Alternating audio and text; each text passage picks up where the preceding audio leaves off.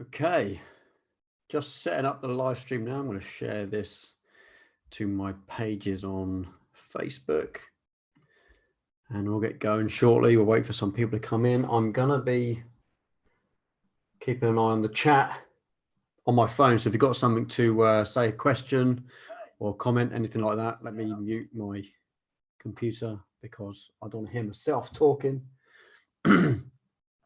Let's share this out. Okay.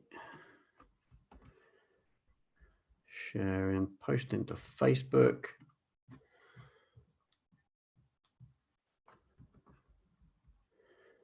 And hopefully we'll have one or two people join us shortly.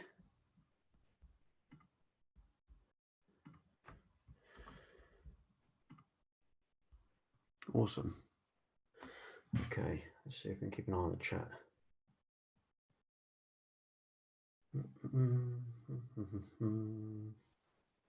Okay, I'm just going to wait for one or two people to join in. Hopefully we'll get one or two people pop up shortly. Say hello if you're coming online. Let me see if I can drag the chat window. Chat. There we go. Paul's on. Hi, Paul. Margaret's on too, which is awesome. Give us a big wave, big high five if you're joining me today. Last week was pretty awesome. I had a really good response last week, so thanks for joining me last week, guys and girls. I didn't get around to doing all of my edits that I wanted to do last week, simply because it went really quick and my internet dropped out, unfortunately, which meant I had to cut the live stream after 2 hours. I don't know whether there was a cap on Zoom live streaming to YouTube. I don't know, but it kept cutting out. This week, I bought myself a dongle which plugs straight into the wall, so I should have decent internet, hopefully. We may not go for 2 hours, but if it does, we won't crash and burn like we did last week. I'm expecting one or two of you to join me perhaps on Zoom. If you want to join me on Zoom, just go to my Patreon channel, and those of you that are silver tier and above, there's a link where you can join me live. You can ask me questions live, and that would be awesome if you're involved in that. I know we've got Margaret's on. Margaret is one of my patrons. Hi, Margaret. And I'm going to be doing one of your pictures today, Margaret, one of the pictures you sent me. Hi, Davin. Good to see you, buddy. Thanks for coming on again. I will be checking my phone. I've got my phone in front of me. You're live. So I'll be checking the comments on my phone. Let me know if the audio is okay, people. How's the audio doing?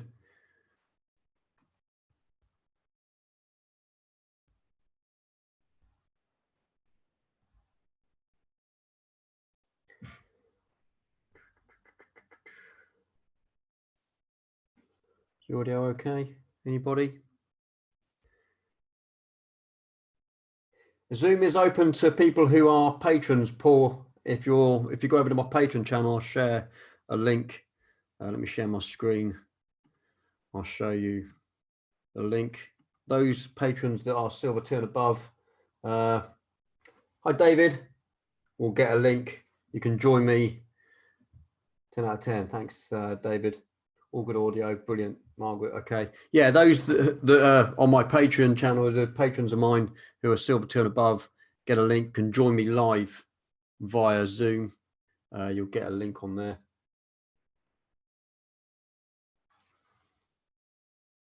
Good from here. Thanks, Malcolm. All okay. Well done, Margaret. Hope everyone's staying safe. I am. Unfortunately, I haven't been out at all. Just doing the shopping myself. I know that the rules have been relaxed slightly in the UK, if you're from the UK. But saying that, Nigel, good.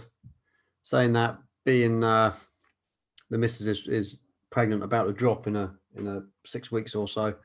I'm trying to keep everyone safe. I'm staying indoors as much as I can, which also means that I'm not going out to shoot, unfortunately. So I'm having to come up with some weird and wonderful things to keep myself busy with. If you've seen my YouTube in the last couple of days, you'll see that I've been messing around with stormtrooper figures. And last night I had the idea of taking a yacht and putting a new background on it, which kind of worked if you saw the video today. Mrs. in the background. You all right? She's all right. Hi, Stephen. Good to see you. Thanks for joining me today. Awesome. Got quite a few on. So there's a few pictures I'm going to go over today. I got pictures sent to me via, let me check the name, Melanie Thorne. This was actually a JPEG, which I went back and said it's probably not going to be much cop in terms of quality when editing, because we're going to have to push the shadow some bit, and you'll see the amount of grain in there. However, she has sent me a raw file, which you can still see when we push it. There's a lot of grain, but not as much, and we can work with this a lot better because it's a raw file. The argument between raw and JPEG is well documented. I don't need to tell you that today. I'm not going to go through that. Having said that, we are going to edit this one. We're going to do a little bit of editing in Lightroom, and I'm going to take this into Photoshop and give you a rundown of what I would do when editing a Milky Way shot in terms of highlighting the core. The core is there. You can see it. There is a band of cloud there which covered quite a bit of the core, but we've got a good amount of information there that we can work with, and using Photoshop we can enhance that. I'm not going to go to lengths with the enhancement of this, only because it takes a long time. I did a re-edit of a Milky Way I did last year, that I shot last year, and it takes an absolute age. Just don't have the time to do that in this session, but I'm going to take you through, maybe do a bit of an edit on maybe this area down here, and try and not speed edit, but give you an idea of how you can go away and grab Milky Way shots and really enhance them, because you can really bring out the colors and stuff. There is color in this, you just can't see it. There's blues, there's purples, oranges, I'd imagine somewhere that we can work with and potentially enhance them. I'm going to have a look at that in a bit. So here's a shot that I took of just down the road, actually, Lulworth Cove, which was an early morning sunrise shoot I did. Again, the same time I did the Milky Way shot. This was last year, 9th of the 11th.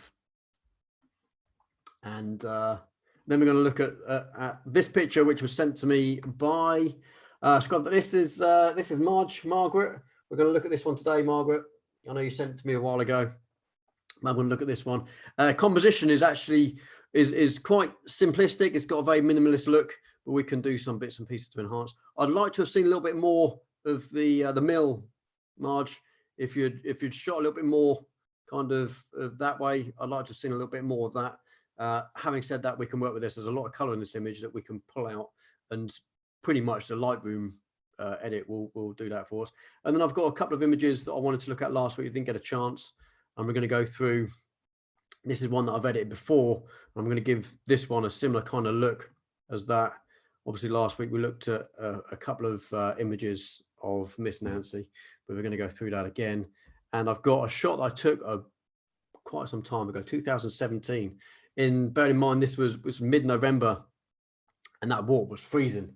And I managed to get the model to clamber over. This was down at Holly Hill, Woodland Park, other side of Fareham towards Southampton. And yeah, she was freezing, bless her. But love this image. It's fairly sharp, even at a distance. And that was shot on my 85mm 1.4, which I absolutely love.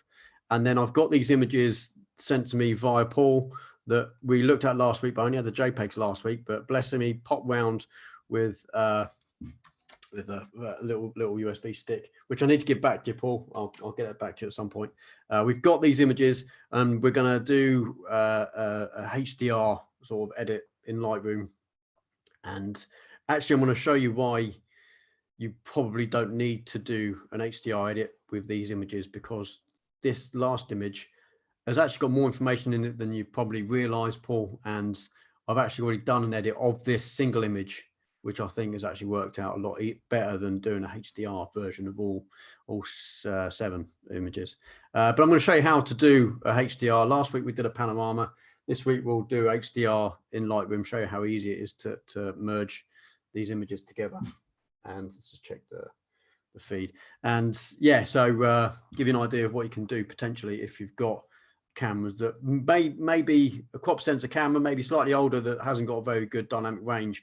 Actually, Paul, your camera has got a pretty good dynamic range, because like I say, this last image that you took, which is the reasons why I kind of underexpose a lot of my images, and I'll talk about that when we get to it as well.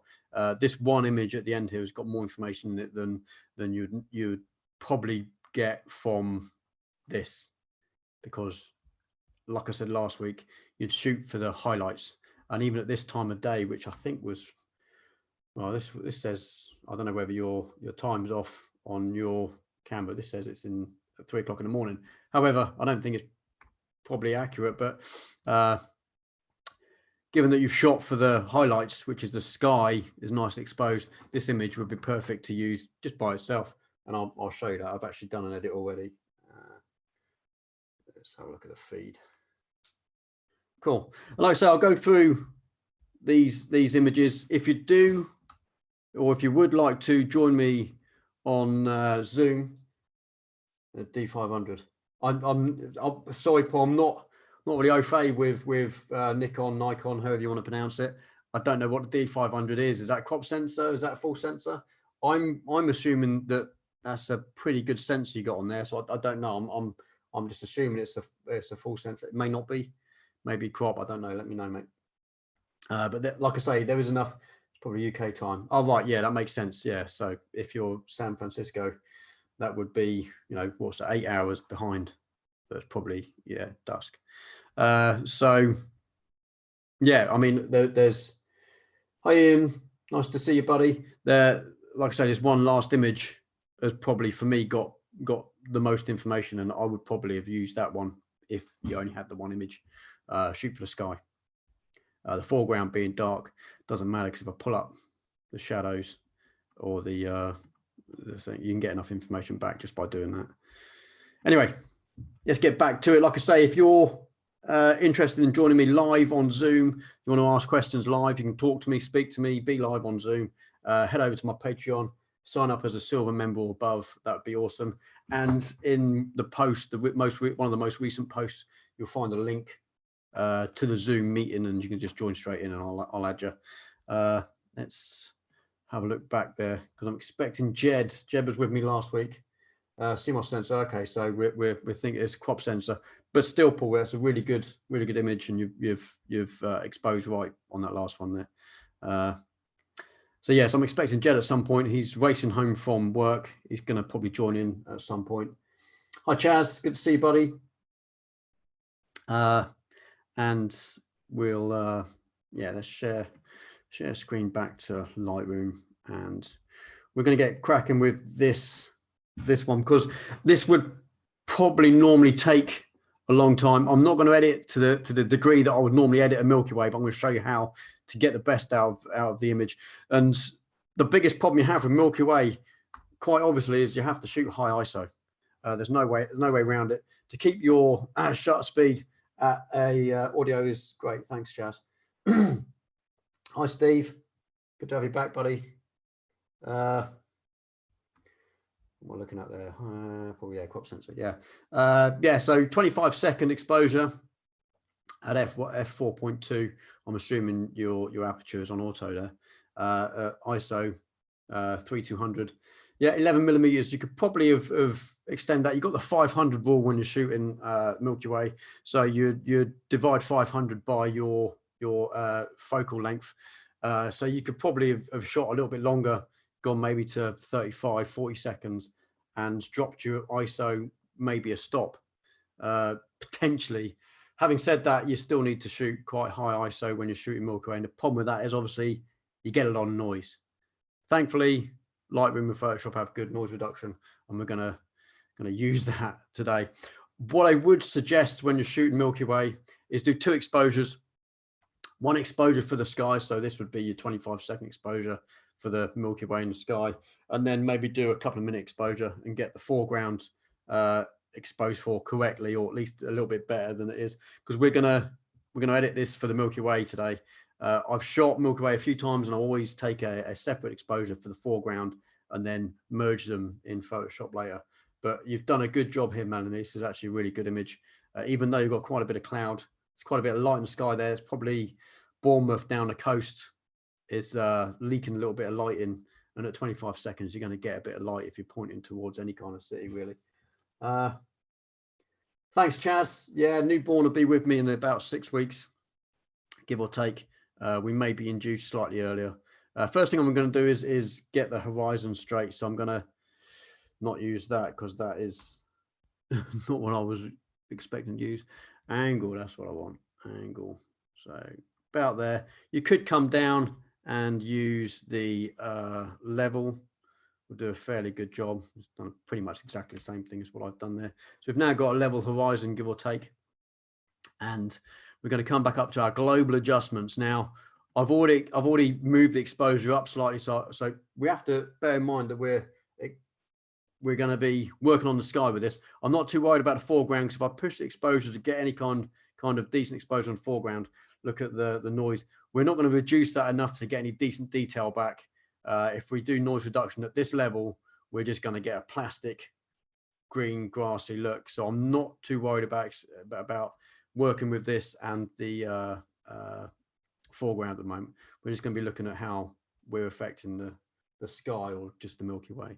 So I'm going to add a little weeny bit of contrast back in and bring the highlights down ever so slightly. Not too much, because you start bringing the highlights down too much, you're going to start losing stars, and we don't want to do that. Bring the shadows up ever so slightly. And that's probably about it. I'm not going to increase the clarity. That's just not going to do too much for me. I might increase it later or do a bit of work in Photoshop to bring that out. But at the moment, I'm probably just going to move it up ever so slightly. You see the whites there just popping through? You're going to need to know where these little cluster of stars are, and these cluster of Milky Way bits and pieces later, because we're going to emphasize these. So adding a little bit of clarity is actually going to do us a little bit of favor. We can add a little bit of saturation there, and you can always see a bit of yellow.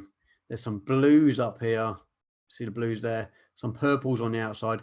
We're going to emphasize that later in Photoshop. Don't worry too much about it now. So here we come to the sharpening and noise reduction. I'm going to turn sharpening right down. We don't need any sharpening in this image. Noise reduction, I'm going to put up to about 60. I'm going to zoom in and just see what that's doing for us. Down ever so slightly. We don't want to do too much noise reduction. Too much noise reduction, it's just going to get rid of, it's going to look plastically like that. We don't want to look plastically like that. We're losing stars, losing detail. It just doesn't work too much. So I'm looking at probably about 60 for this image. It's going to be different for different images. About there. There's still a bit of noise in there, but at distance, especially if you're going to be working with Instagram or Facebook, it's going to ruin your image anyway, to be fair. But if you're doing this for social media, that's probably about where you need it. Again, don't worry about the foreground. It still looks plasticky. It's not light enough. If I try and light that, even with any kind of, let's just lighten it there. You see the detail is just lost. There's nothing there anyway, so we're not going to worry about the foreground. And for the moment, that's probably all I'm going to do. I want to take this through to Photoshop. Now we've done that. Let's edit in Photoshop. And while that's doing that, let's stop the share screen there and open up Photoshop. Let's have a look. Share that. Okay, and there we are. Hopefully you've got Photoshop up on your screen there.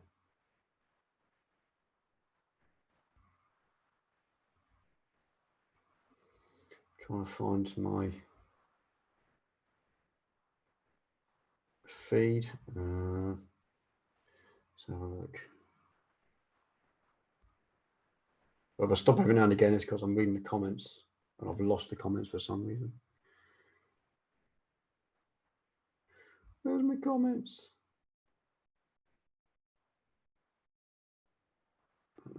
There we go. Got the comments back. Okay, so we're now in Photoshop. I should have probably got all my layers and stuff back. We're going to talk about layers later. I'll probably do a live stream about Photoshop and things like layers and filters and stuff like that. But for the time being, we're just going to create a new layer from the background. That's Control J. And we do that so we can work non-destructively. We've got a background layer should we need it later. And all we're really going to do here is we're going to look at how to go back. How did you go back to Photoshop?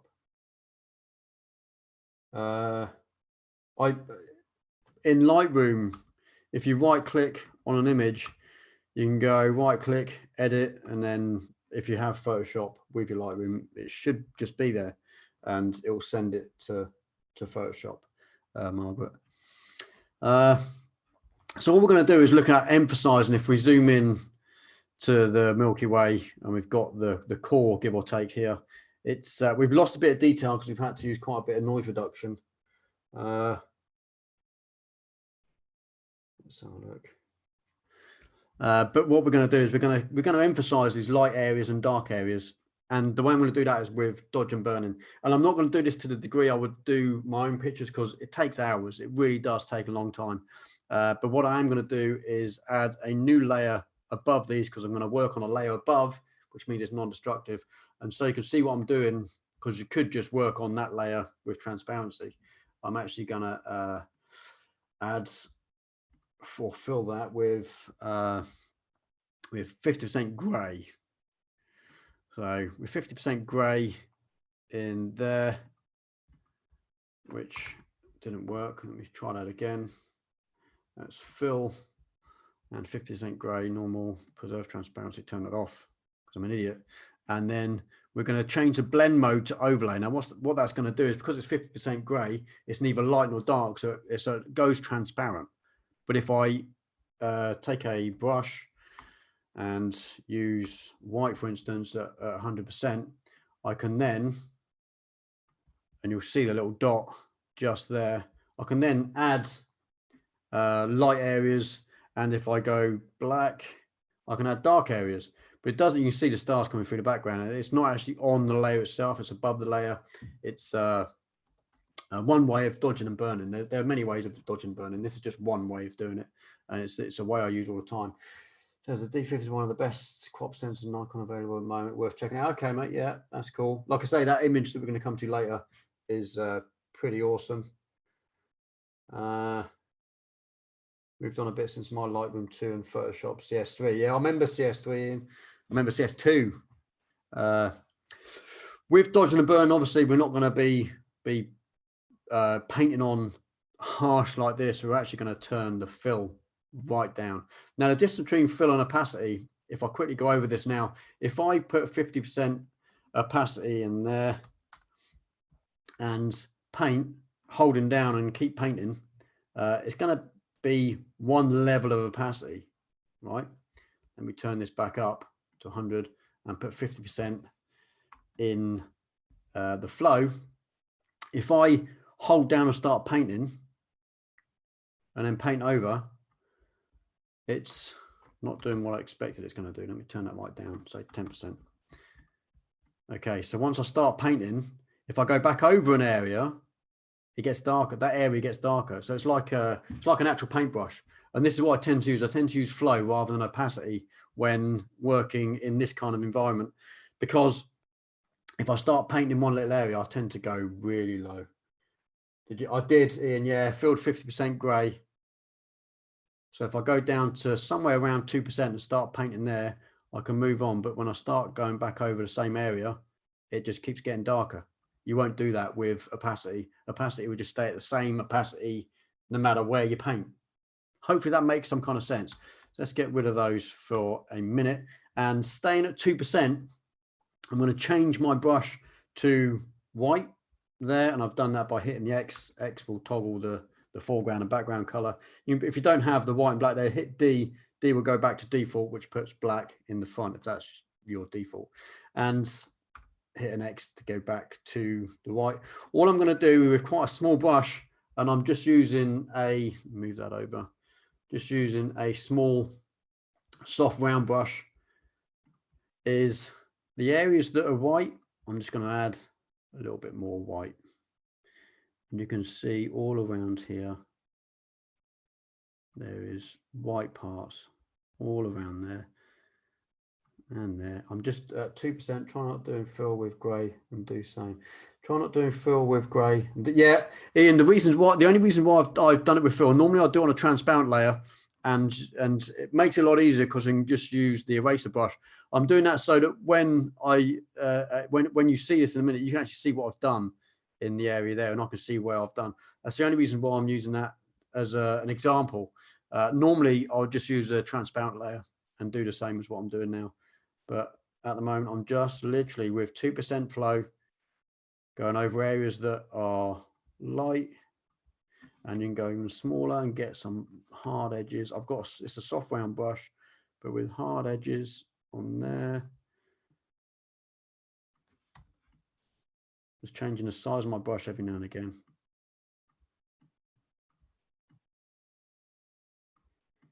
Just hitting areas that are light already.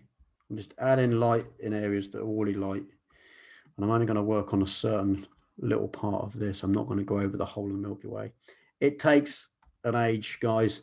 It's something that I haven't got time to do and show you all today, but I'm giving you an example here. Sometimes you might want to just put the fill down to 1% and keep going.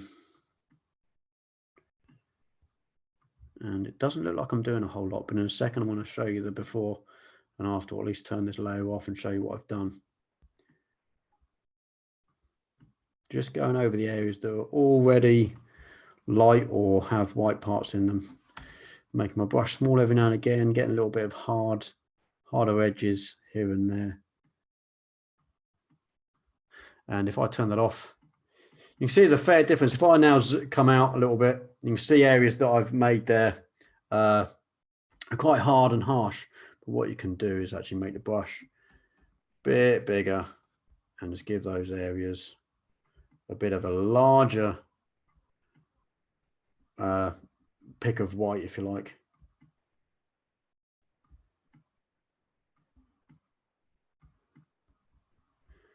And we're carrying on. Let's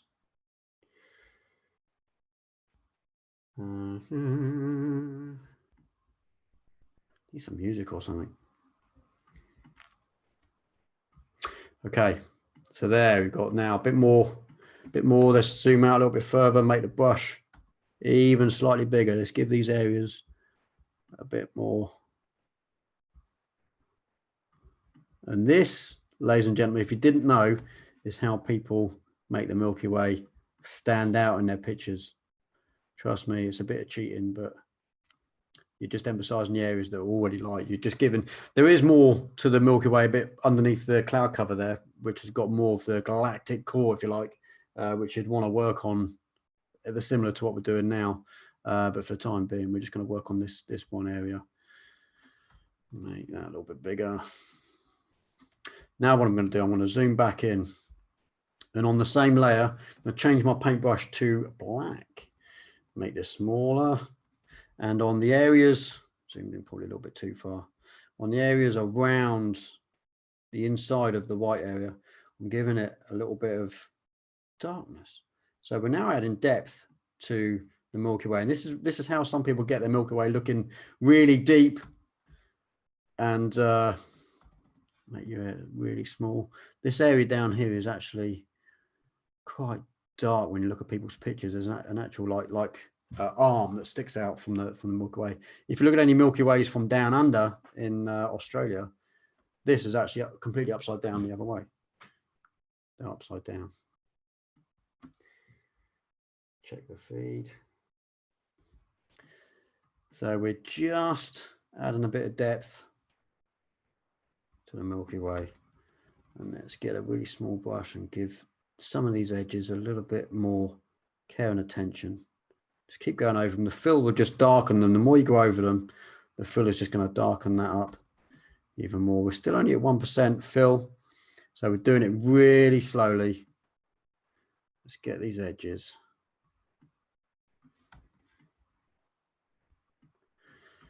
And this is how people make the Milky Way look a little bit edgier. And then make the brush a little bit bigger, more diffused brush. In those areas inside the core that are darker, give them a brush over.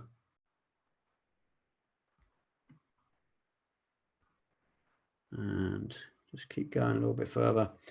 Obviously, I'm only working on this little bit here. If we come out a little bit further, look at what that's doing to the Milky Way. It's giving the Milky Way a little bit more depth, dimension.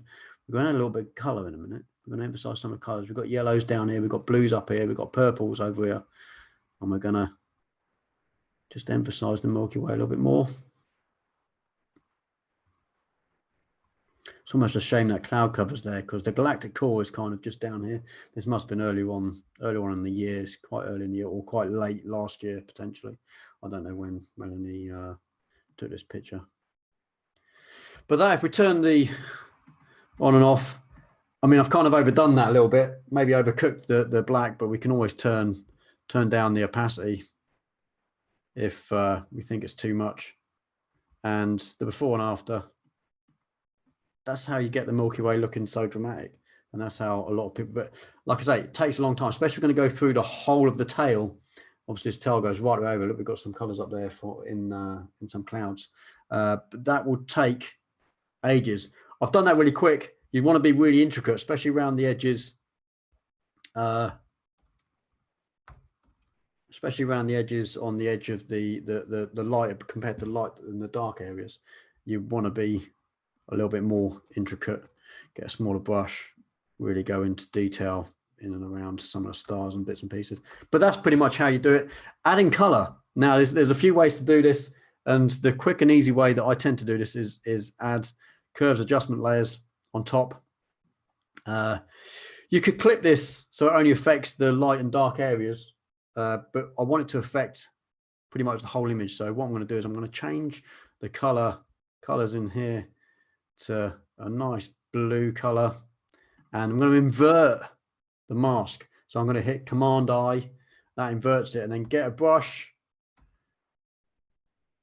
and raise the flow of the brush to maybe about 10 or 12, and then just add some of that color back in, change the foreground color to white on the mask, and then we start adding blues back in there, and then we're just adding blues to areas we want to add. Again, do another curves. Guys, I'm doing this really quickly for you, but this is how generally we do it. If we want magenta, take the greens down. I've just gone to green channel, and again invert that mask, get a brush and paint on, maybe not so much there. And this is how you get color into Milky Way, ladies and gents. Really simply, really easy. You would want to take your time. Obviously, I'm not doing that. I'm really going to town. And obviously, you've got the whole image if you've done it right. Let me just see the comments, Andy. Any tips on manual focusing on the stars? Yes, focusing on the stars really difficult. Sony A7 III will do it really well. In fact, the A7 III has got a really good dynamic range, really good for night photography. Never yet managed to get it sharp. My technique tend to go to when you're focusing, focus to infinity and bring it back ever so slightly is the general rule. But sometimes what you'd want to do is go out during the day, set your focus on the furthest thing you can potentially see, and that will put your camera into focus to infinity, and then lock your focus however you can, then go back out at night, and you should get it fairly spot on. I've gone out with a 14mm manual focus lens, and it's tricky to get it right, and it's sometimes hard to see in camera, especially at night, because your camera's a LCD screen is backlit, so it's often the image you see on the back of your camera at night is lighter than when you get it home and you find out you've got a really dark image. It's just trial and error. When I'm out there with a manual focus lens, on manual focus, take a picture, try and zoom in on the back of the camera, have a look, see if I've got the stars sharp. Once you get them sharp once, you just need to keep your focus. And I've known people to take sellotape and tape around their focus ring so it doesn't move during your photo shoot. It's just trial and error, unfortunately, mate. There's no one set rule of how to get infinity focus, because it's lens dependent. You know, sometimes it's camera dependent. And when you're out there in pitch black, it's your brain dependent as well, because you're probably going to be freezing cold in the middle of the night and you're trying to get image. I've got a cheat sheet somewhere that I do because I do a workshop for Milky Way photography, shooting Milky Way photography, and I've got a cheat sheet somewhere. So if anyone's interested in that, I might throw that out there at some point. I think it might be on my work laptop. So again, that's going to be difficult at the moment, but I can certainly try and pick it up at some point and get it out to people. This Milky Way edits can be tedious, but you can get a lot of, good Milky Ways. I've overdone this. I've oversaturated these. You'd want to bring these down. You wouldn't want the color to be so prevalent. But you'd have to play around. It's going to be image dependent. You can get all kinds of colors in the sky. You can see there's already like light blues. There's yellows definitely in the sky, and the Milky Way can look kind of fantastic. Yeah, Steve, it's just about, it's trial and error, mate, unfortunately.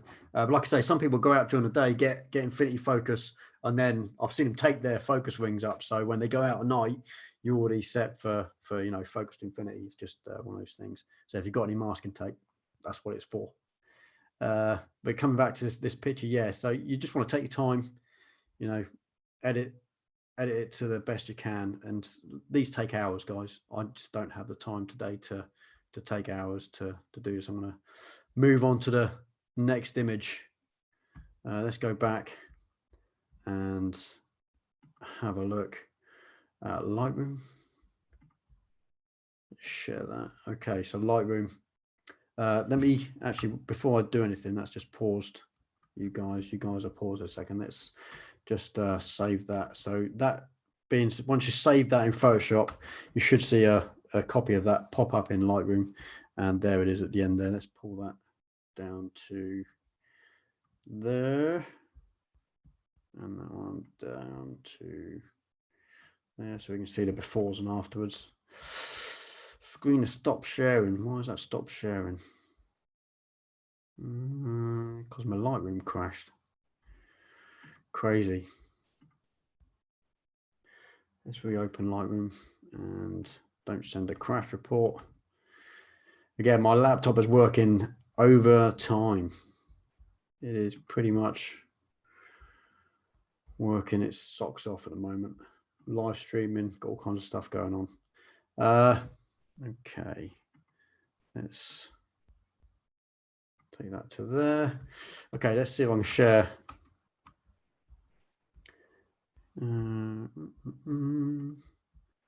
Share Lightroom. Okay, back in Lightroom. Let's go into the develop module. A second. Let's move that out of the way. Develop module. And yeah, so we've got, that's the edit we had before we went into Photoshop, and expose not change. We've just done some stuff with the sky. Like I say, you want to be a little bit more delicate and go a little bit easier with things like the colors and the light areas and dark areas. But that's how people edit their Milky Way pictures. Hope that helped one or two of you for future Milky Way edits. Okay, this was an image I took at Lulworth Cove, done with my 14 mil manual focus. That's why there's no information up there. Let's get rid of that. And I'm just going to edit this like I would edit a normal edit. And you see that I've exposed for the sky, guys and girls. It's pitch black down here, but I know I was on the A7R. Photoshop keeps crashing today. Yeah, Paul, I'm having issues. My computer's got so much on. It keeps messing around. Hopefully we can get through the live screen. Question: just update my Mac and lost my CS6 version of Photoshop. Would you go Luminar 4 Affinity or the Adobe subscription? Now I'm a bit I don't know, because I'm loving Luminar 4 at the moment. Luminar 4 is actually really good. I'll need to do some videos on that. It's got some clever functions on it, and the AI in Luminar 4 I think is comparable to Photoshop and Lightroom. But having said that, I'm a bit of a stickler for Lightroom editing because I'm used to it. So I mean, it all depends on what your feeling is. Affinity is good as well. I've used Serif products before. I used to use their web stuff. It rained. I'm not sure what that means, Marge. Oh, sorry. Yeah, when we was here, yeah, it did rain. Yeah, sorry, Marge. Yeah, Margaret was on my work. This was from my workshop last year. Margaret was on it, and we although it's a very nice sunrise, about an hour and a half later, it absolutely bucketed down, and we ended up doing an editing session in a cafe down the road. But yeah, going back to Malcolm's question. Personally, I'm a Lightroom and Photoshop guru. I love Lightroom and Photoshop. Luminar 4 is starting to kick into my workflow quite a bit, even from Lightroom, because I can right click an image and I have, if I edit in, I've got Luminar 4 set as one of my applications within Lightroom, because you can do that. You can attach it to Lightroom and Photoshop. And I have been known to take a few images through, especially with things like sky replacement, which I'm happy to do. How long would you this normally take to do from start to finish?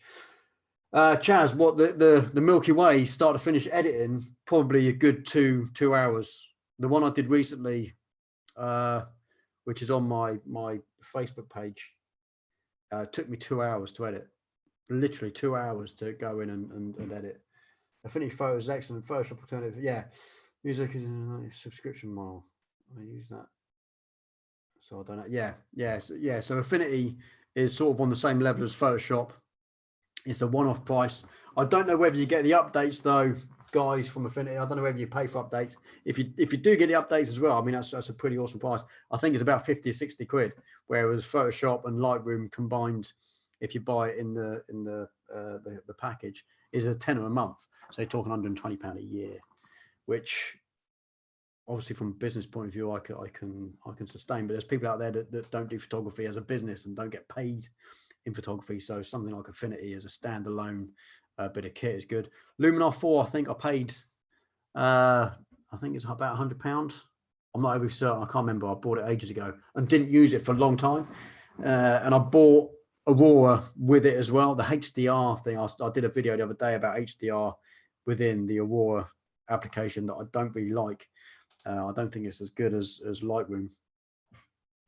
But certainly if you still have Lightroom 5, certainly if Malcolm, if you're looking for a standalone product and you don't get paid as a business with photography, or you don't get a kind of income from your photography, as a one-off price, Affinities are probably the best way to go, I'd imagine. So getting back to this picture, like I said last week, expose for your sky, always expose for the lightest part of your image, guys. And I'll come on to that when I talk about Paul's image later, the Golden Gate Bridge that he's done there. Because if you look similarly in that image from Paul there, the foreground is completely dark. But with the camera systems you have today, you've probably got a good amount of dynamic range, which means, if you don't understand dynamic range is the ability for your camera to see the detail in the light areas and the dark areas at the same time. It's the same as your eyes. If you're looking outside a window, if you're sat indoors and you're looking outside a window, you can see the detail inside as well as outside at the same time, because your eyes are that good. Your eyes are fantastic. Cameras aren't quite there yet, but a lot of cameras do really well. So if I bring up the shadows of this picture, you can see the detail, although when shot naturally by exposing for the highlights, the detail in the shadow is still there. There's a massive amount of detail still there. And if I zoom in, you can see if I zoom in to a good 200%, you can see the detail in the grass is absolutely amazing. This is shot with the A7 III, and that is a fantastic camera. It's probably one of the better cameras for dynamic range on the market, even today. I mean, that's a 2-year-old camera, give or take, and it still probably has the best dynamic range of most of the systems out there. I don't know what the new Nikon Z5 or Z6 is coming out. I don't know what the stops on that are like, but if it's comparable to the A7 III, then you've got a good system if you're going for Nikon. I love this image. You can see, I can't remember, there was a gentleman stood next to me. That's part of his camera. He had his filters on the front of his camera. But the first thing I'm going to do, again, obviously crop the camera out. I mean, I could do replacement of that, but I'm not too worried. My sunrise, we tried to get on the end of the cliff edge, if you like. I'm going to actually put that on pretty much. I'm going to go for 16:9 because that's what I do. I'm going to get the horizon on the bottom rule of thirds, and we're going to have this edge of the, I don't know what cliff that is, but it's part of the bay on the left-hand side. So our eyes are drawn in from the left-hand side of the image from this cliff to the edge of where the sunrise is there. And we're going to do a little bit of detailing in this. I did a panel of that. Yeah, we when I was down there, Paul, with the group, Margaret, tell you, we were actually on top of the hill on the right-hand side here to do a pano, and I've got the images. And about 2 minutes after I got the pano, and I was explaining how to do panorama shots, the skies opened up. The rain you could see from the sea was just a wall of water, and we had to run down a hill to go to the cafe. We sat in the cafe for a couple of hours, and I did a bit of editing. Luckily someone brought their laptop with them, which was pretty good, and we did some editing. But yeah, so the first thing I'm going to do is crop in 16:9. I've lost quite a bit of resolution, that's down, but still quite big. We've got a pretty good sort of 4K resolution image there, give or take. And I'm going to start with my global adjustments. Normal stuff. I've already brought up the shadows, and that's brought out all the detail down here. If I hadn't done that, it'd just be pitch black. Look at that. Look at the details that come out on that. And I can push them even further, and I know I can. We're shot at ISO 100. There's no noise or grain in this at all. Most of my photography for landscapes are shot at ISO 100 because I'm on a tripod. I'd rather push my shutter speed and go longer than up my ISO, which is what I tend to do. I'm going to bring the highlights down ever so slightly. That's going to keep the color in the sky. Add a teeny bit of contrast, and the big one here is dehaze. Let's bring a bit of dehaze in there. You can see it's already bringing down the exposure in the entire image. I'm just going to push the exposure up ever so slightly again. The problem you've got here when you pull the shadows right up, you just start getting fringing and halo around the edges of the sort of structures in the foreground. And if I bring that down a bit, you can see, because it wants to keep the dark edges. You see me even bringing up the shadows. It doesn't bring the shadows up in the edges of your structures. And this way you start getting halo. And if you look at a lot of images that pop up on Facebook and you think something doesn't quite look right with that, it's because they probably pushed the shadows maybe a bit too far. So we can pull that down ever so slightly there and actually use exposure to bring it up.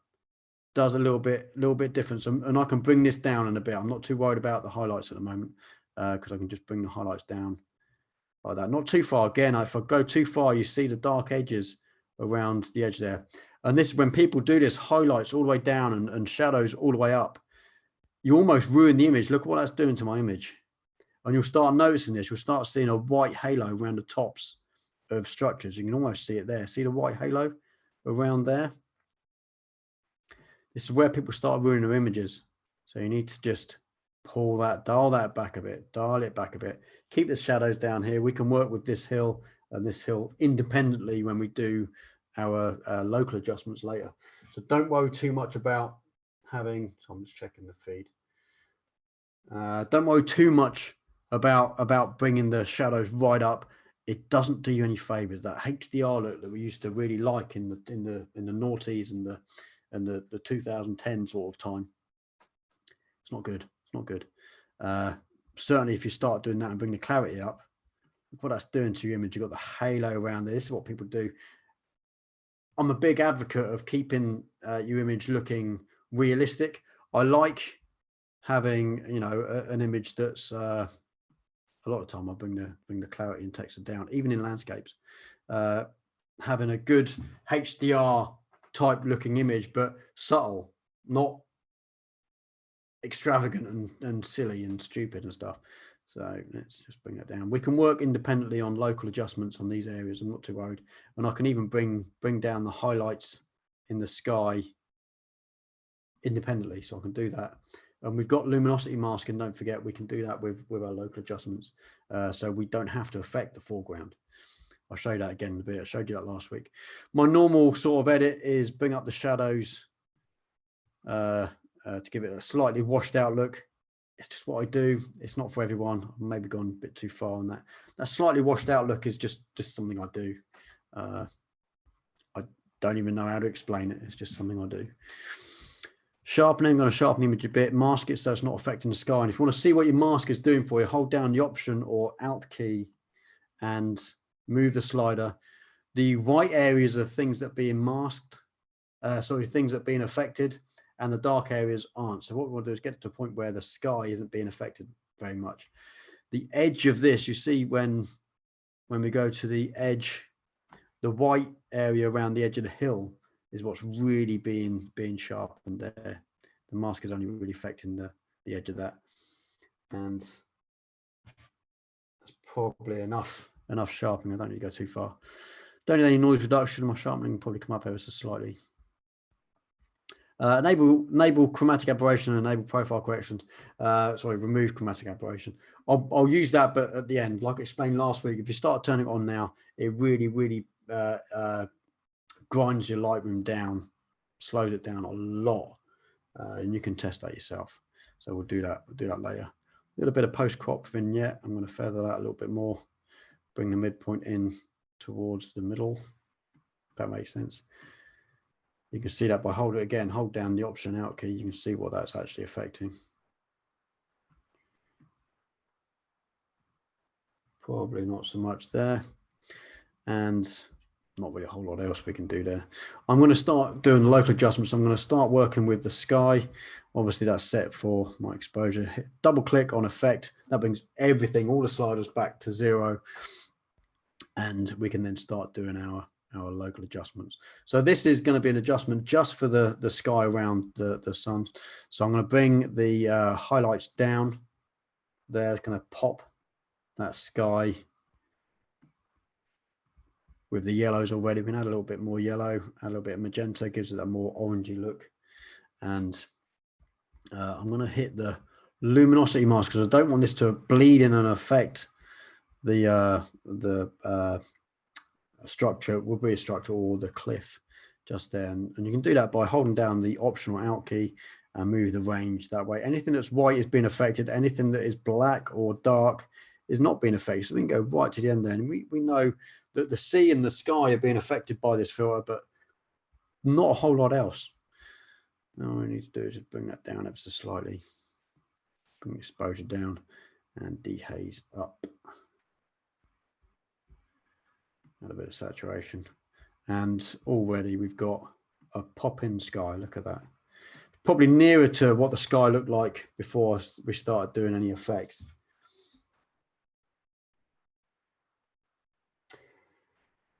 Have Luminar 4 attached to Photoshop and Topaz denoise, which is good. Yeah, the denoising, the Topaz stuff is actually really good. I'm seeing a lot of their stuff pop up on Facebook every now and again. I just don't have the need for it at the moment. You have to let me know how the denoise is compared to Lightroom and Photoshop. Jazz, if you get a chance, let me know. So let's have a look at some graduate filters. And again, double click on effect, brings everything back to 0. I'm going to dehaze the sky ever so slightly. That's going to bring out a lot of the blues in the top there. And Lightroom has crashed again. Sorry, guys. Let me just bring that back out. Reopen. Hopefully that kept my edits, hopefully. What a bummer.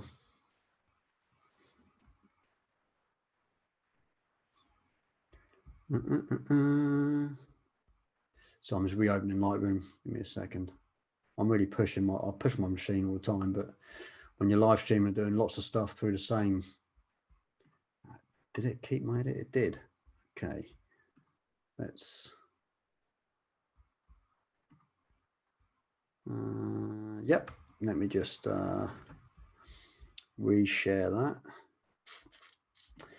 Lightroom. Okay, see how far we can push Lightroom again before it crashes on me once again. So you see I'm just affecting the sky there, and it's gone again. Well, that's no good. Give me a second, guys. See if we can get this sorted.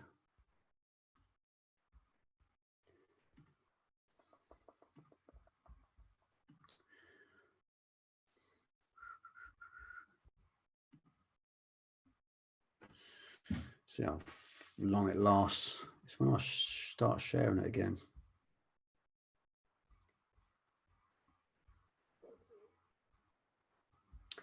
Let's close down Photoshop for now. I don't need that at the moment.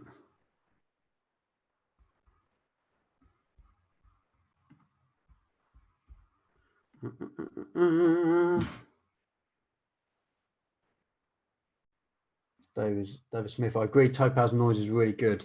Good stuff. Excellent. Now, let's see if I can share that again.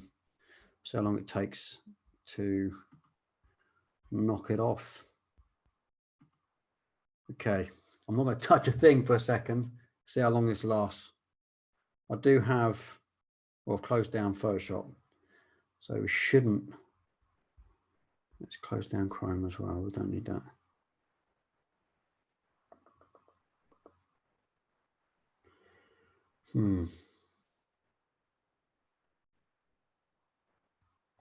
See how long it lasts.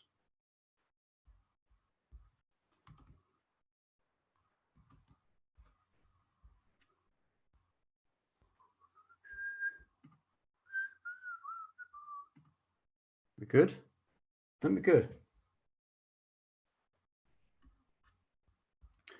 Let's just stop that screen sharing at the moment. Let's try that again. Just making sure, guys, trying to make sure that everything is good. Okay. Now coming back to this image, you know, sometimes we walk away and you come back and you look at your pictures that you worked on. Still looks really dark around those edges. So I'm going to bring the shadows back ever so slightly. I don't mind too much. Don't forget, this was an early morning shoot. These hills are going to be dark. And I can do some kind of local adjustments on these hills to lighten it.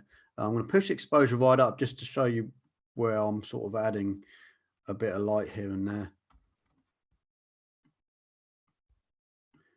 Just on these areas. Obviously it's lighter than what it's going to be in a second because I'm going to turn it down. But we can change the color of that, bring that right back down and just increase it ever so slightly. See, it just adds a little bit of something there. We can do a new one and do the same thing for the dark areas.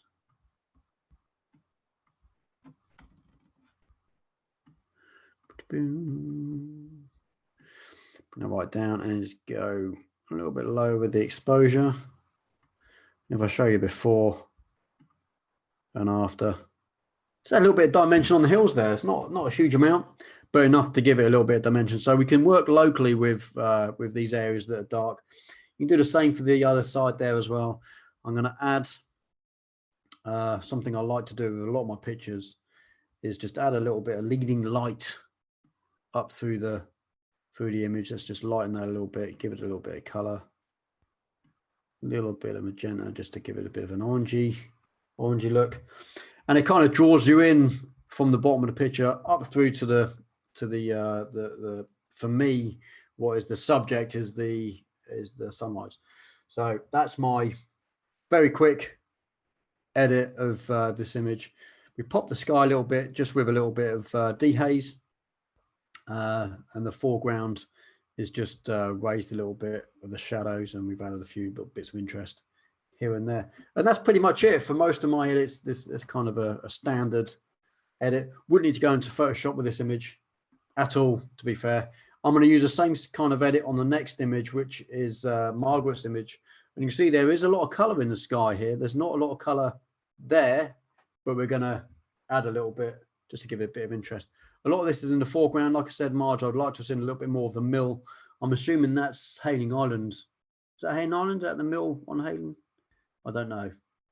But I'd like to have seen a little bit more of the mill. Would have been good in the composition. But as it stands, we're going to emphasize this with a little bit of color. So let's go to the global adjustments.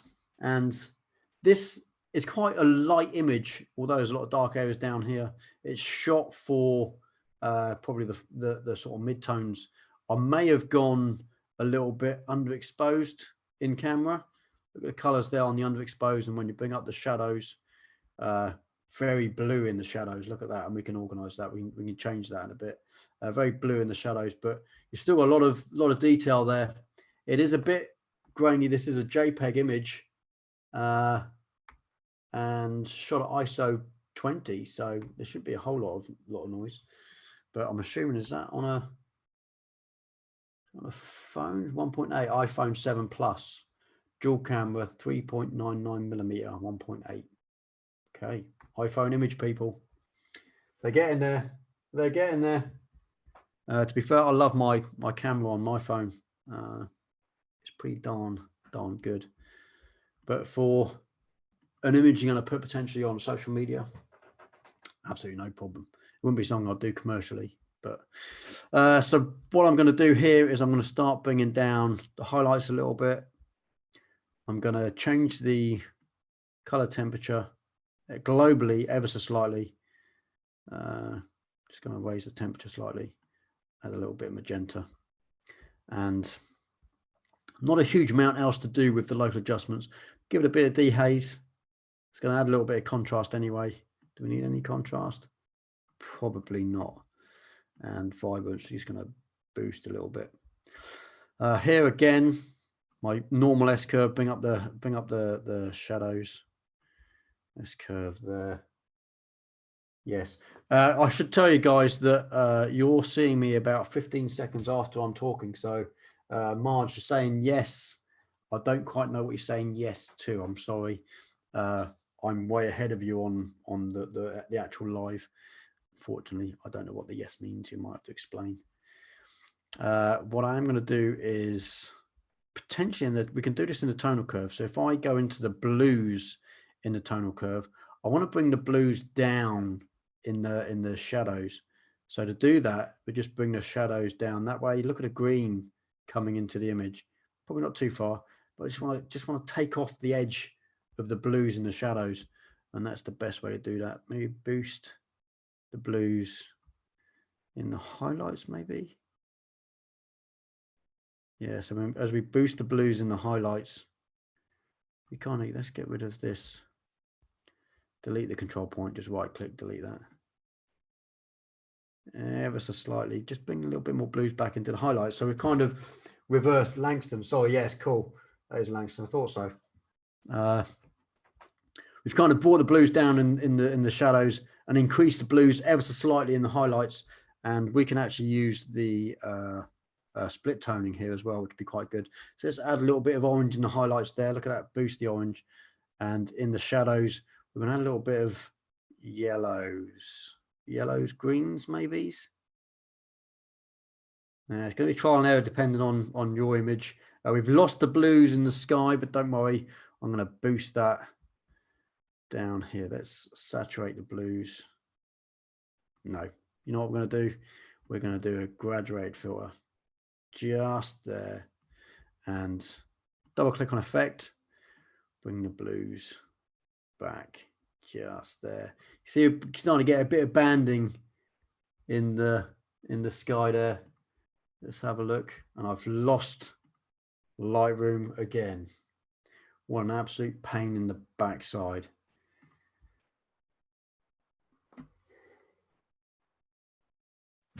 Bringing Lightroom back. What an absolute beat. I don't know whether it's because the recent update. I've not had this issue before with Lightroom. So let's get back to this.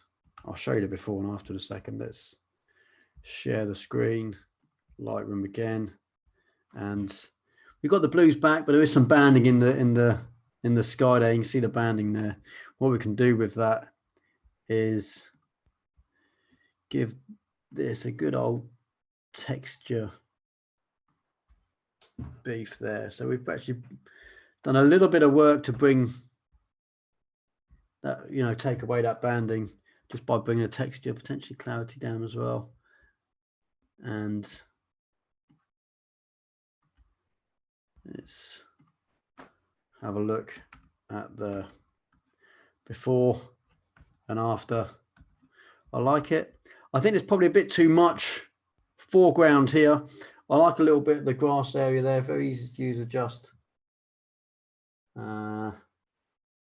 Looks nice, you're doing okay. Very easy to use, adjust to suit different imaging. One click. Chaz, we on about Luminar 4 or sorry, Topaz. New Mac, yeah. Paul, this is a new Mac. My Lightroom Quest 2 Nightmare probably because low spec laptop. This is a brand new Mac. This is 2019. I got just before Christmas. This is brand new, top spec, but can't even handle Lightroom. Crazy stuff. Okay, so before and after there, I might potentially crop if I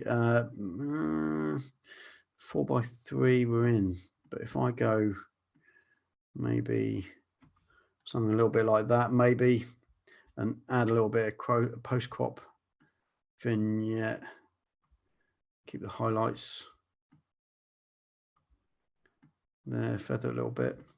That's probably where I'd go with that, Marge. You still see a lot of detail, even though it's an iPhone image. There's a lot of detail in that, which is quite good. You could pump maybe a radial filter through the middle there. Double click on effects. I don't know how this is gonna do, and really boost the oranges in the sky. A bit like that. Let's give it a bit of saturation. Probably overcooked that a little bit, but that sort of blue, orange, that orange and teal look in an image makes it look very film-like, and is actually quite nice. Lightroom Quest, I was watching the tide. Feet, you got your feet wet. Yeah.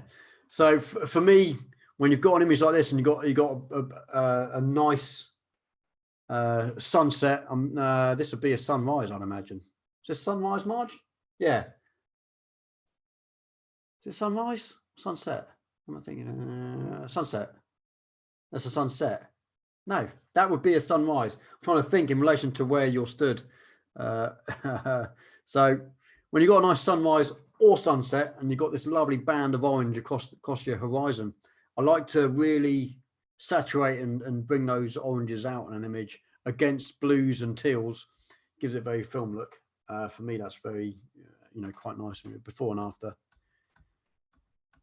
There's not a huge lot else you'd do with that. Again, Marge, I'd like to see a bit more of the buildings. Might give it a little bit, sunrise, a little bit more interest potentially in your composition. You potentially could go, as it is now, landscape further around that way, sunrise, and get the rest of that in. Would be where I'd go with that.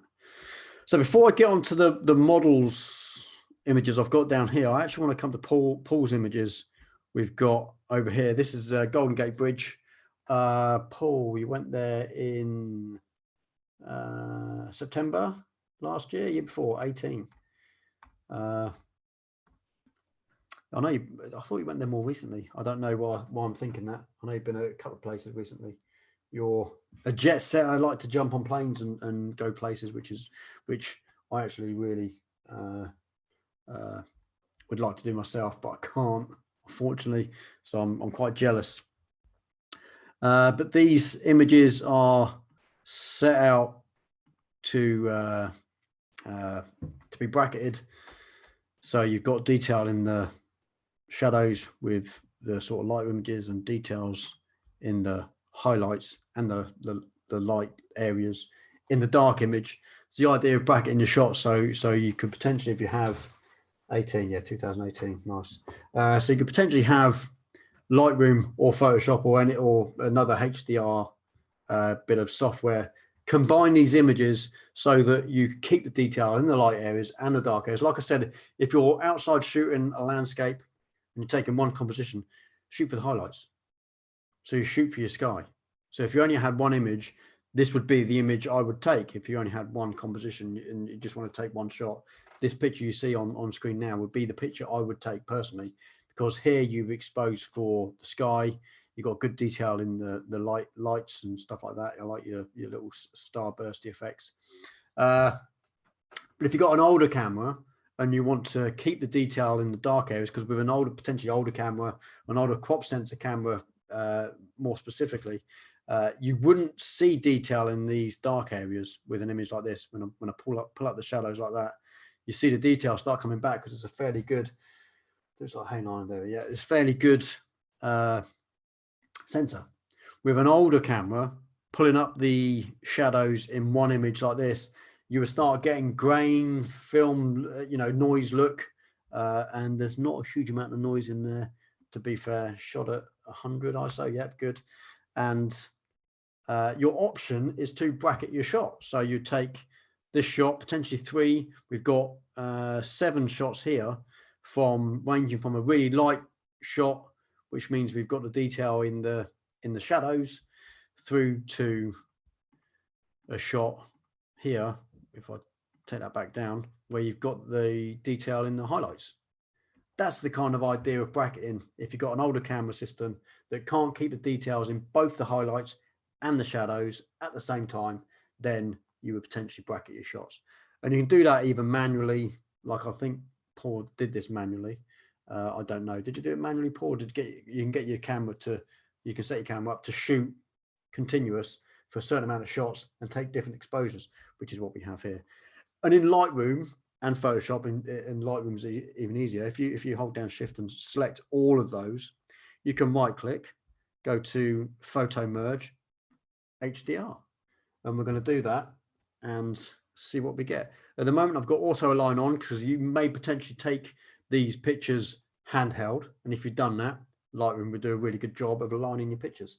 As long as it didn't move around too much and you just shot, handheld from the relatively same point, you will then get Lightroom to auto align. We don't necessarily need this because I'm sure Paul was on a tripod, but it does move a little bit. It's like, hang on there. So I'm just checking the messages. And you have another setting here called auto settings, which will add some of the global adjustments directly within this area for you if you wanted to. The deghost amount depends on how much movement you have in your images. I don't like to use any when I've got water. And the reasons why, because what it will do is it won't distinguish, or it won't kind of diffuse between one area of water to another. So if you've got a lot of movement in one part of your water scene and not on the other, you'll start getting harsh lines through your water where one side looks smooth and the other side doesn't, if that makes any sense. Try it out, get down to the beach, take a load of exposures and start messing around with deghost amount, and you'll see what I mean. It does create a nightmare of a situation when you've got certain areas of the water that are moving fast, other areas that aren't moving at all or very slow. So I tend not to use deghost when there's water. There's no need to do it on here anyway. The water's way too far away to have any kind of effect on this image. If you're closer, you potentially might want to think about how that's being affected in your image. A few other options here. You can show deghost overlay. If you turn one of these on, you get red overlay to show you what areas are being deghosted, if you like. Really good if you've got moving people in your image. People are walking across your image. It will do a fairly good job of deghosting them, and sometimes it takes them out completely or makes them look relatively human where they're not kind of. Have you ever done a panorama with your phone of a moving object and it just looks weird? It will do a very good job of dealing with that. You can create a stack as well. It means that once you've merged all these layers in Lightroom down the bottom in the panel at the bottom here, they just all merge into one stack. I don't tend to use that because I like to see what I'm working with. Does that make sense? Hopefully that makes sense. So what we're going to do now is merge. I'm going to leave auto settings on, merge that through, give it a few seconds to do its job. While it's doing that, I'm going to show you this picture again. If you would like to join me on Patreon, you can sign up to a monthly thing where we can work together. I can contact you. We can do a lot of live streaming together, working on it, editing images. You get all my sort of more complete editing videos, I only post them to my Patreon, and I've got quite a few on there. I've got about 7 or 8 on there so far. Those are editing videos that I don't put on YouTube because they're more advanced. I do the less advanced stuff I put on YouTube, but the more advanced stuff end up on my Patreon. Just as a thought. Again, and when I do these live streams, if you're part of my Patreon and you're signed up to the silver tier or above, you can join me live on these. I'm going to try and do these more often. So you can see there, we've actually got the image there. Let's see if we can open them up. One or two. Is it that one there? Is that it? Hang on. It should show me which one it is. Is that it there? HDR. There's the HDR image just there. Now, what I'm going to do is I'm going to show you what I've done with another image.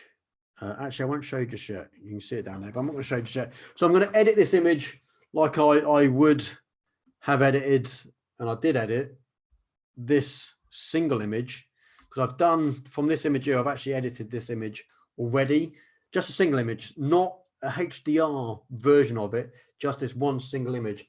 And I'll show you what you can get out of, you know, a fairly decent camera lens. The problem you find with HDR is now taking into account all of these 7 images, if you like, and you've lost a lot of the sky because it thinks it wants to lighten the sky up. So you have to bring the sky down a lot, bring the shadows up a lot. Remember what we said about bringing the shadows up and the highlights down too much? You start getting halo effects around stuff. And you can already see around the top of the hills there, there's a halo there. I don't like it, but there's not a lot I can do about that because we've used the HDR version of this. I'm going to add a bit of contrast. I'm going to add some dehaze. That's going to bring the sky back a little bit. There's a little bit of sensor dust on here because I'd imagine 1 or 2 of these exposures were I don't know whether we can see. They're F14. So yeah, so any sensor dust is probably gonna shoot through. So we've got a little bit of sensor dust there. Not too much of an issue. We can just literally take the spot removal tool, bing, bang, bong. Let's move that across there. Let's have a look through the sky. I mean, there's a few bits and pieces there.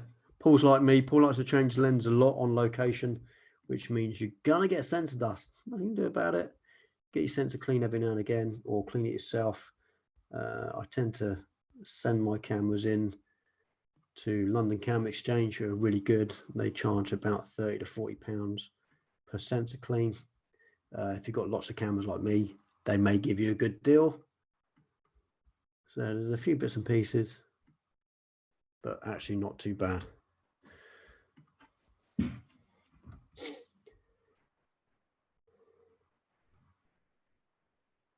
Steve, got to go. Cheers, mate. See you on the next one, hopefully.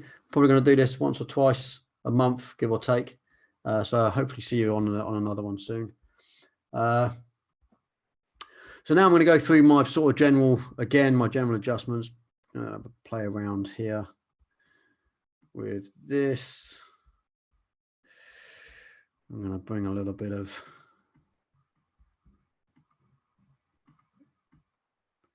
in there. Now I know Paul's like me, likes magenta. I see a lot of magenta in Paul's images. Sharpening, yeah, a little bit of sharpening in there. And mask that to about 50%. General rule of thumb.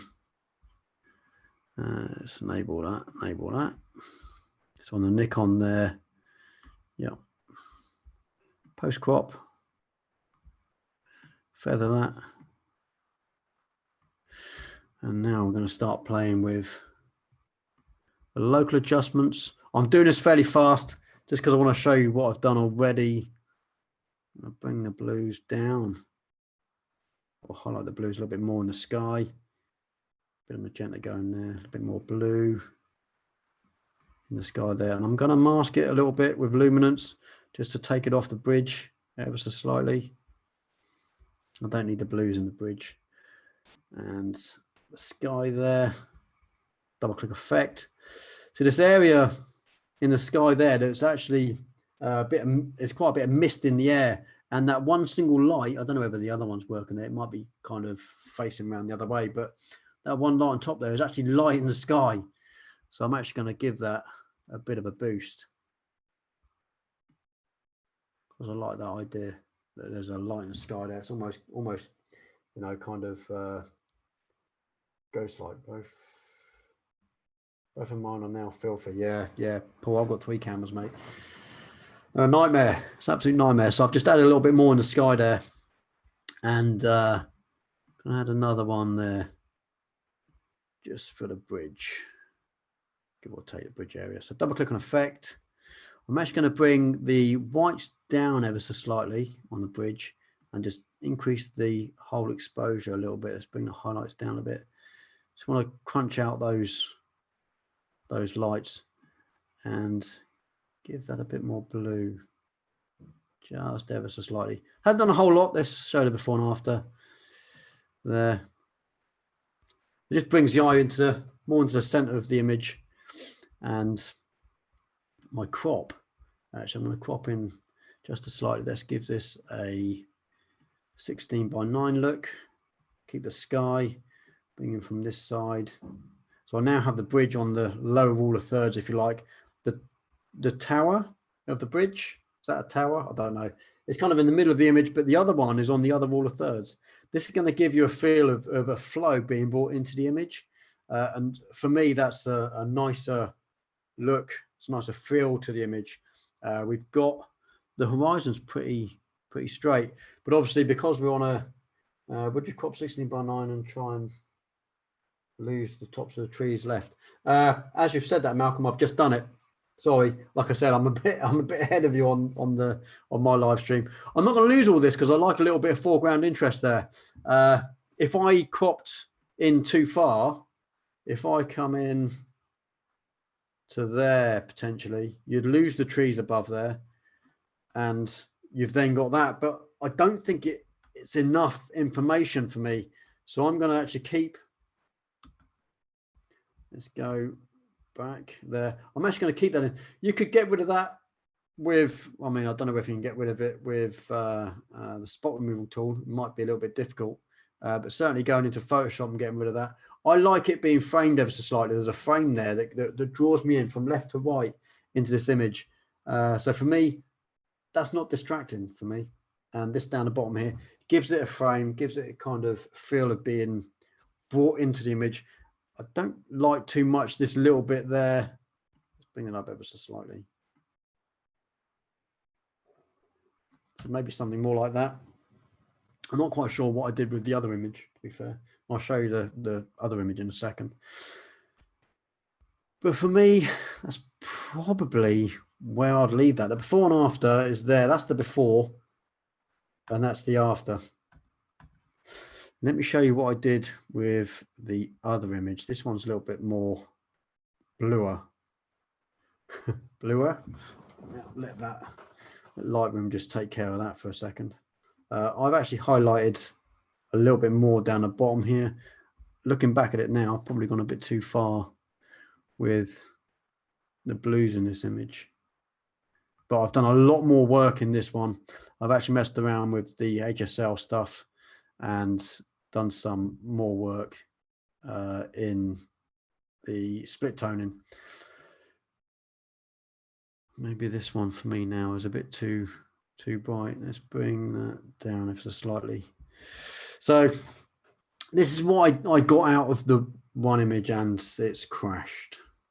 Stand by. Let's open this back up and see if we can just keep an eye what we're doing.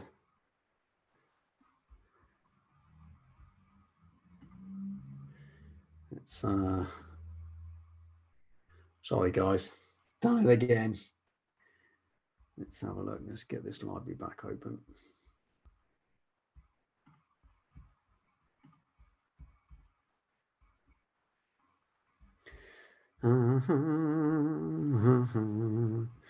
Let's see if we can just get these two on.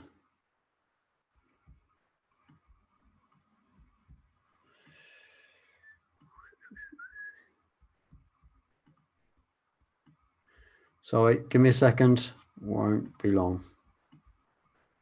So I'll show you the preview. Let's share screen. So what we have here on the left-hand side is my edit of the single image, a single exposure. And on the right-hand side, this is the image from the HDR. I don't know which one I prefer now. I think I might prefer the HDR, to be fair. But I spent a bit of time on this image. I've lit the foreground there. I've lit a bit with, I think I used the brush tool and lit like I did before on the, it looks loads of images. I'll have to go back.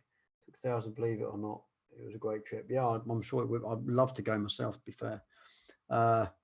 So you see, yeah, there's a massive difference. But in terms of the amount of detail you've got in the single image, you've probably got enough just to use that one image. Personal, in my own personal opinion. I wouldn't have potentially done a 7-shot bracketed 7 shots myself. But working in sort of late on in the evenings and stuff like that, the dynamic range on the A7 III is pretty awesome. So I probably would have kept it to one image. But again, in this shot, I've done a little bit more with light in the bridge. I lit the bridge with the radial filter, in certain areas here and there, and done some more specific stuff. Spent a little bit more time on that one. But again, the HDR one isn't too bad either. So I like it a lot. Let's get back to Lightroom. I'm going to look at this image. Now, the reason I'm going to look at this image because I want to do a little bit of work in Photoshop. There's a little bit of skin retouching that I want to do. There's a few hairs out of place that I want to get rid of. I'm going to enhance the eyes, show you what to do with the eyes with this. And yeah, there's a little weeny bit of work to do in Lightroom, but most of the work's going to be done in Photoshop. So let's get into this. So the first thing I'm going to do is add a little weeny bit of contrast. Already pops that. And all I'm doing here with portrait shots is keeping an eye on the skin tone. It's a very warm day, so skin tones in this is already very yellow. If I wanted to maybe do a little bit of work, bring the background down, I would probably do it globally. I want to bring the background temperature down slightly. It's a very warm day, as shot would be, let's go, as shot would be there. But when you go away and you come back and look at it, you may want to add a teeny bit of magenta, bring the yellows down ever so slightly, and that's probably it for me.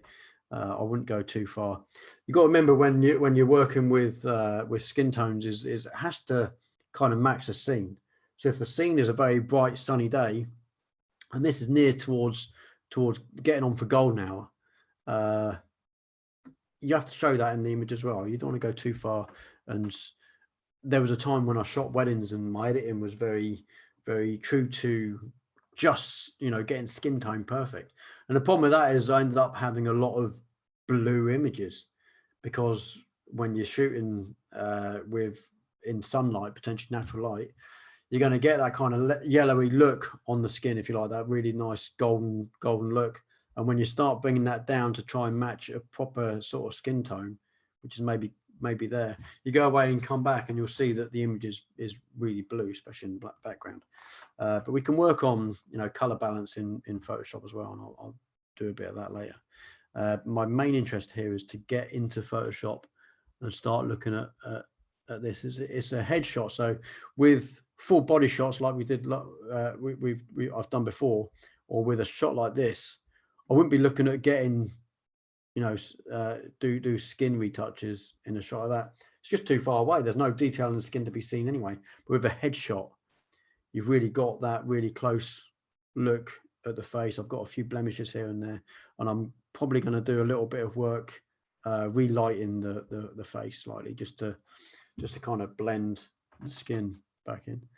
But I'm going to try and do that as quick as I possibly can before my laptop crashes again.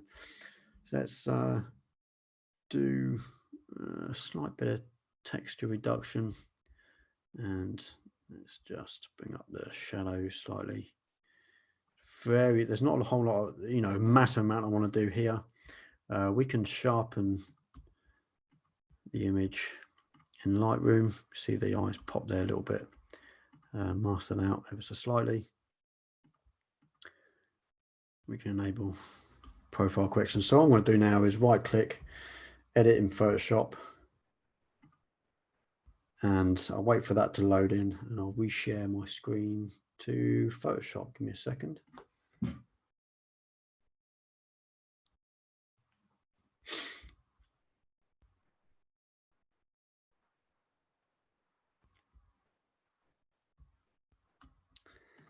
It's loading in Photoshop. Let's have a look. She's in there.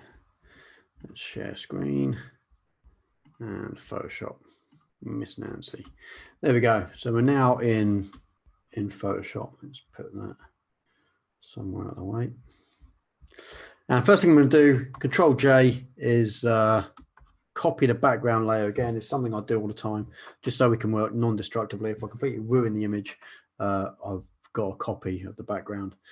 But I tend to work with layers, guys and girls. I don't tend to do my adjustments directly on the subject layer anyway. So I work with layers, and I do that because that makes it non-destructive. So all of our edits will be worked on separate layers. So let's think about what the first thing we're going to do when we're looking at skin retouching. The first thing we need to do is get rid of the blemishes. We can't retouch the skin unless we get rid of blemishes first. So I'm going to kind of zoom in, and we're going to have a look. Last week I showed you that I use the patch tool quite a bit. I'm going to use that again in a second, but for initially I'm going to use just simply the spot healing brush. Just bump, get rid of that one hair. It's gone. There's another hair there that's kind of outplaced, doing my nut in there, and that's probably about it. We've got a few eyelashes that are kind of on the wonk a little bit, but nothing major. We've got a hair there. I'm just gonna get rid of. Okay, so now I'm going to grab the patch tool and start working on some of the skin blemishes.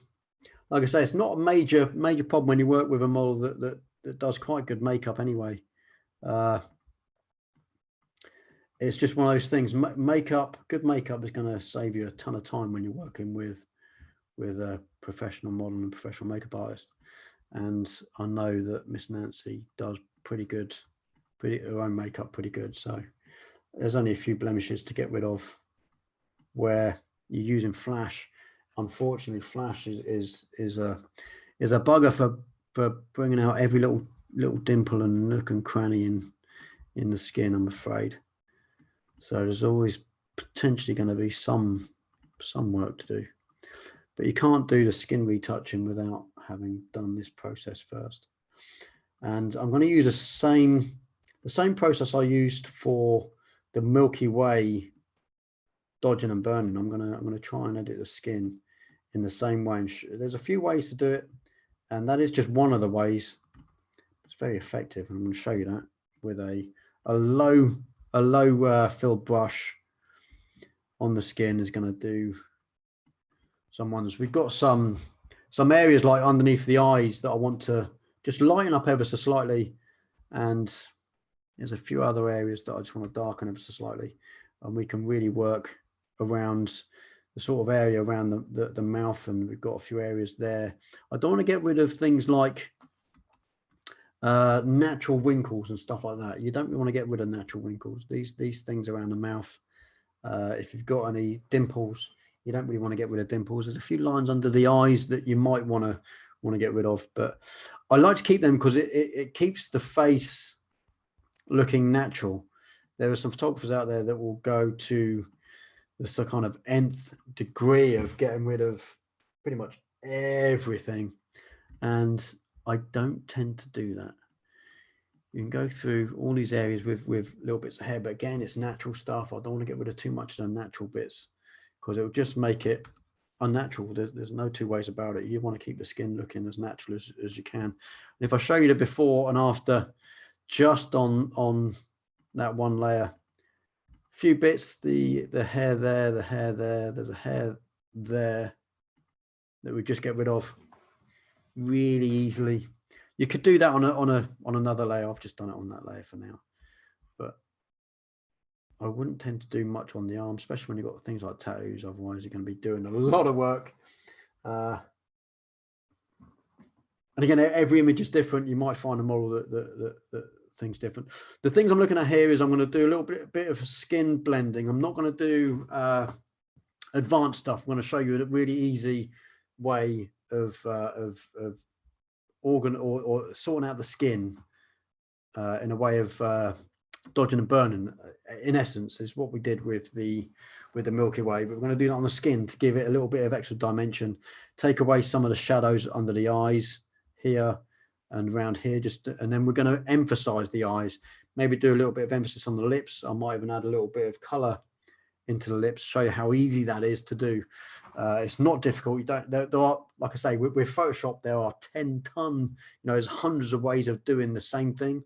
There's some more advanced ways of doing it. You got things like, what do you call it? When you separate the, I can't even think now, but anyway, there's like hundreds of different ways of doing pretty much the same thing. You can do some things the easy way, which make it a little bit quicker. So for tutorials like this, I can get through it a little bit quicker.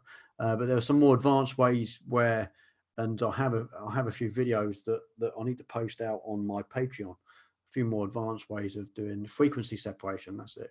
So frequency separation is a little bit more advanced in terms of what you can do to smooth out the skin and stuff like that, which I'm not going to be doing today. So I'm going to add a new layer above this. It's a transparent layer. I'm going to take a brush, flow set to something really low. Let's just move. So I've got my panel open. Flow set to about 2%. And with foreground color set to white.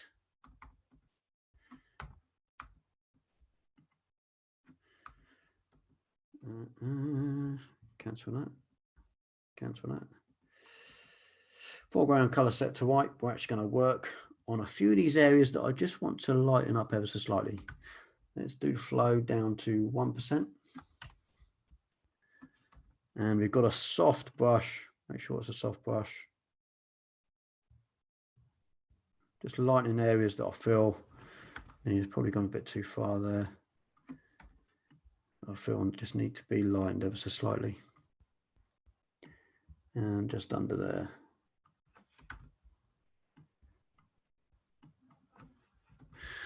Let's set this to overlay.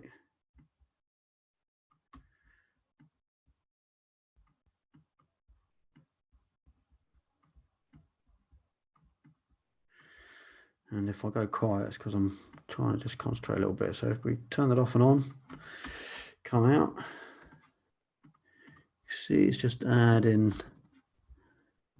a little bit of light underneath the eyes. There. Lighting down there. Just doing a little bit of skin retouching, nothing too much.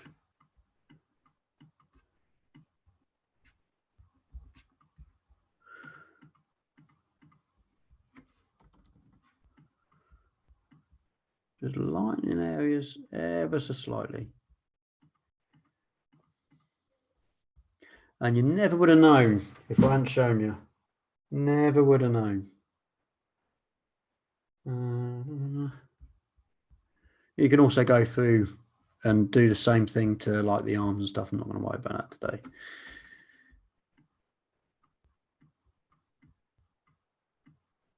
Just lightening the area there.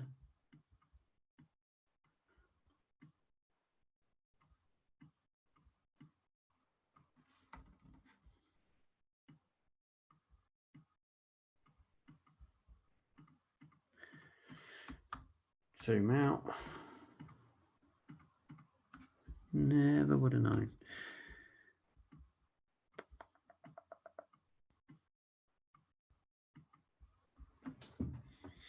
See the whole kind of dynamic of the face just completely change.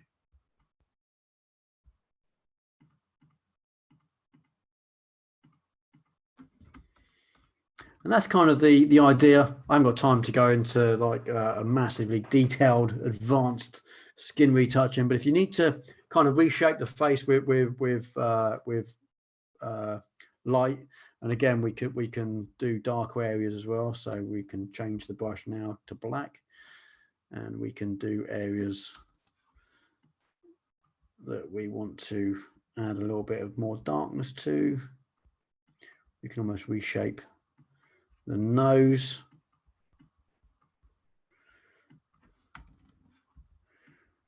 We can give a little bit more light definition in and around the face. And you can already see we've relit the face completely. May not be to your taste, it's certainly not to my taste, but it's a quick way of looking at how to retouch the face. Now let's look at the eyes, because I like to emphasize and sharpen eyes. So this is what I'm going to do. I'm going to take let's do polygon lasso tool. Literally, I'm going to come around the tops of the eyes here, include the eyebrows.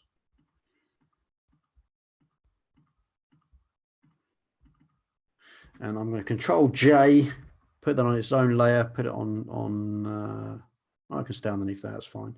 And turn the other layers off, and you see I've just got the eyes. Just got the eyes. Now there's a few things I'm going to do for this.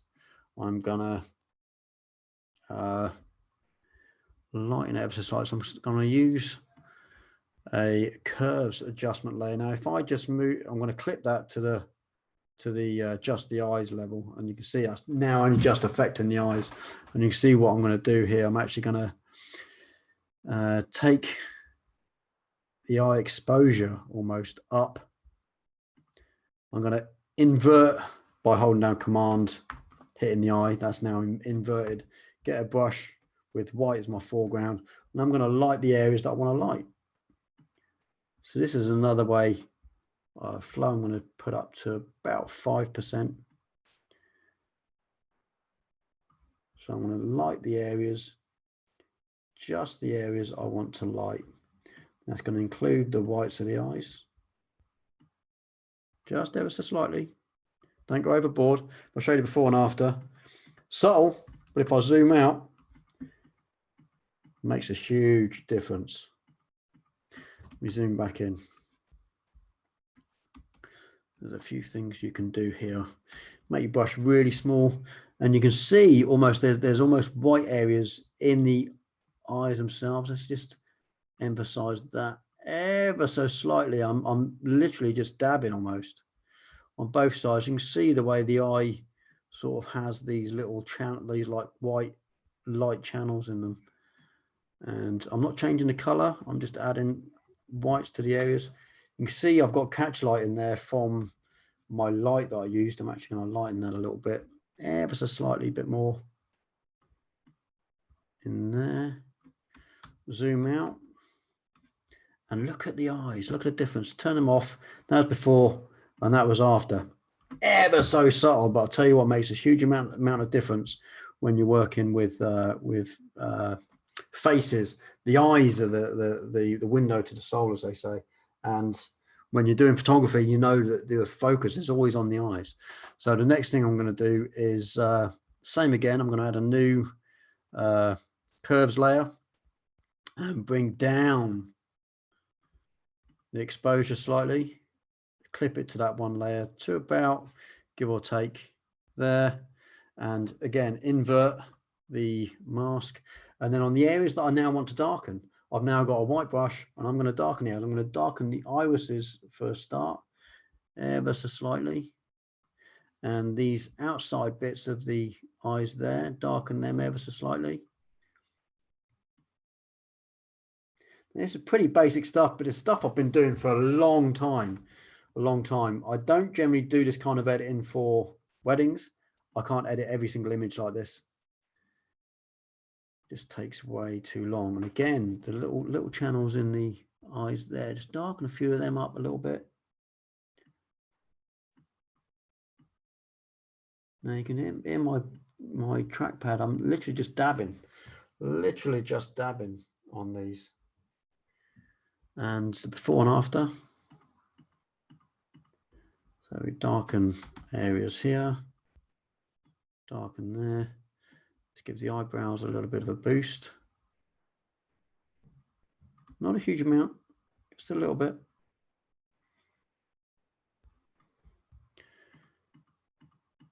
And zoom out. And let's put these two, or these into a group. And we can turn that group off. That's just the eyes. And just from there, look out what that does for the eyes. We can also sharpen the eyes. Let's open this group up and go to the eye layer, grab the sharpen tool, and ever so slightly, don't over sharpen the eyes. I'm at 6% strength. And that's pretty much it.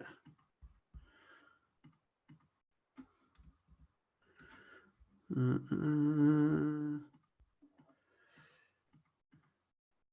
if you want to bring out a little bit more of the color, let's just on the eyes. We're just using the sponge tool there. This adds a little bit of saturation. If you do saturate the top, flow, probably around 10, saturate those eyes.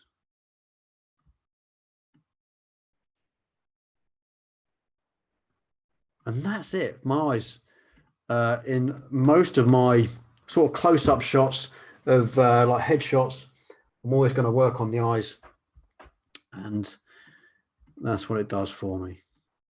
So look at the before and after on the eyes. Let's go to the before of I'm holding down the option key and just hitting on the eye there. That's going to show up the background layer compared to the others. And that's the before and after of the head. And then I now want to go ahead and color grade the entire image. So let's do a curves adjustment layer on top, and we're now going to look at the blue channel. I'm going to bring the blues in the shadows up ever so slightly. That's going to see the background there just pop ever so slightly, and in the mid-tones, I'll leave them there, in the highlights, bring down ever so slightly. Green channel, I had a bit of magenta in the mid-tones. And in my reds, I'm just going to bring up in the highlight, nope, in the shadows, I'm going to bring up just ever so slightly. Actually take down, giving that teal look in the background. Look, the background's now got a sort of teal look. We've got the orange and teal sort of movie look, if you like. And on another curves adjustment, you see I'm doing all these on different layers. We've got so many different layers open already, look. All these adjustments on different layers, that's because we're working non-destructively. The background layer is still there. We've not affected the background layer at all. And all these layers, we can change layer with opacity, stuff like that, and fill if we need to. If we think it's too much, and go away, come back, look at it. You think the eyes are, maybe the eyes are a bit too much, bring the opacity down in the eyes.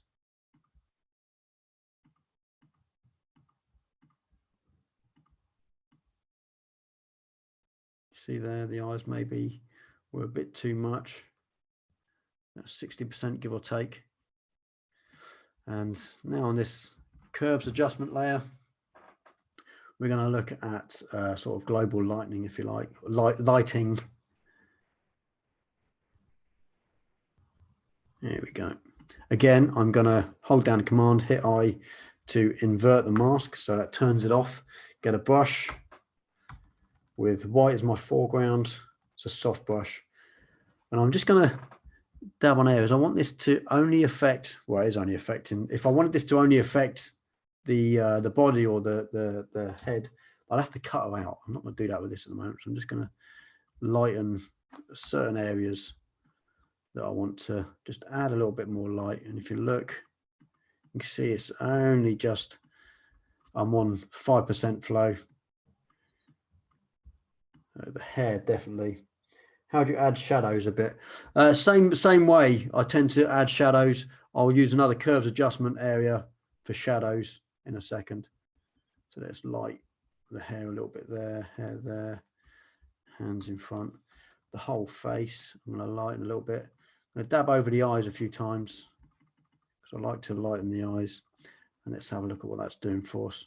So in the same sense, I'm going to take another always work with curves. You could do this with levels. Like I say, there's 100 different ways of doing the same thing. You could do it with levels. I just tend to use curves. I find I have more control. I'm just used to curves. So again, I'm going to turn that mask off. Control I, turns it off, get a white brush, and now work on areas that I now want to darken. So maybe the hair that side, hair underneath there. Let's darken the face down a little bit, that side, that side. Kind of thins the face out a little bit as well when you start working like this. I've now got light in the sort of front area of the face and dark sort of shadows around the outside. Let's do that. Let's do that there. Let's get some dark in there. And again, it's a soft round brush, flow set quite low at 5%. And I'm just going over the areas, and because it's flow and not opacity I'm working with, every time I go back over it adds another layer of darkness, so I can just build up the darkness through there. Let's just carry on doing that. I'm going to show you what I would do with the lips. So I was going to do that. No, I haven't done that yet, so I'll do that in a second. So the before and after there, we can group those two together. Control G, and we can call that the highlights and shadows. So we can turn that off and show you what we've done there. So it's kind of reshaping the body now using light. It's an old technique that even back in the film days, you can dodge and burn this way in film, and completely restructure the whole shape of a body, shape of a face, just by using light and shadows. You can make a face appear thinner, a body appear thinner, just by working with light and shadows. And it's a good technique to learn and get used to. But using curves this way makes it really easy. It's really fast. Again, you could use a 50% gray layer or transparent layer, using whites and blacks and stuff, and use that. But I tend to use curves because it's a lot easier, and I'm used to working with it. Makes it really easy. Lips. Let's take this again, a bit like we did with the eyes.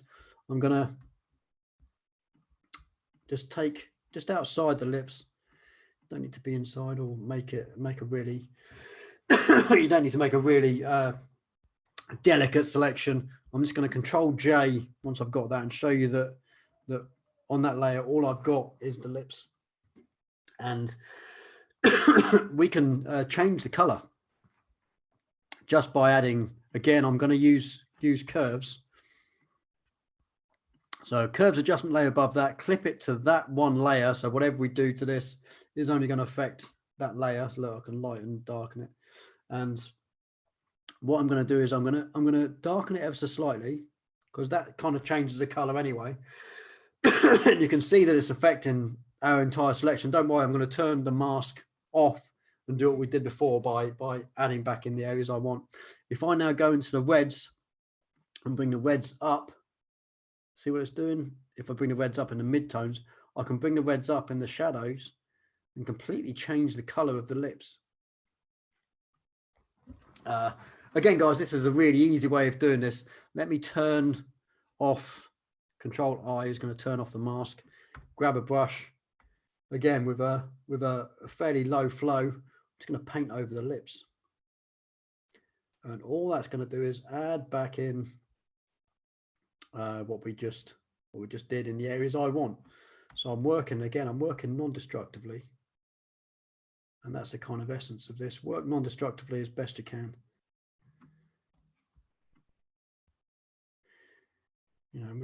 We can completely relight the lips, make it look like there's potentially, if I turn that off, a little bit of lipstick on there, just a touch. Again, I haven't worked with the, I haven't taken away any of the shadows, I haven't taken away any highlights, so we're still getting that catch light in the lips. But you can work on that if you wanted to. You can add more catch light, add darker areas. If you want, I can add another one. Let's go another curves layer, clip that, and go really dark there. Control I would turn it off. Grab a brush. Come in here, and you can line the lips as if it's been, well, as if there's more lipstick on there than what there is. I'm not doing anything other than adding a little bit of, and you can't really see it when you zoomed in like this. You have to zoom back out to really get the gist of it. But I've now added kind of lipstick, if you like, with a lip liner. I believe that's what it's called. I don't know. Don't use the stuff myself, but I believe that's what it's called, lip liner around there. So if I group those two layers together with the lips and turn it off, we've now completely reshaped the lips. Or say reshaped, recolored the lips, if you like. And again, with you can add other colors to that. You can do all kinds of bits and pieces, but everything is now on different layers. So let's do lips on there. This is the group for the eyes. This was the face reshape.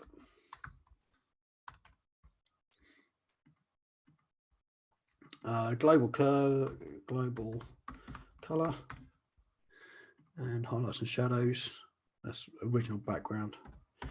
Okay, we can turn that one off. Okay, so we've got a original background there with I don't know what we did with that. Oh, that was the skin blemishes.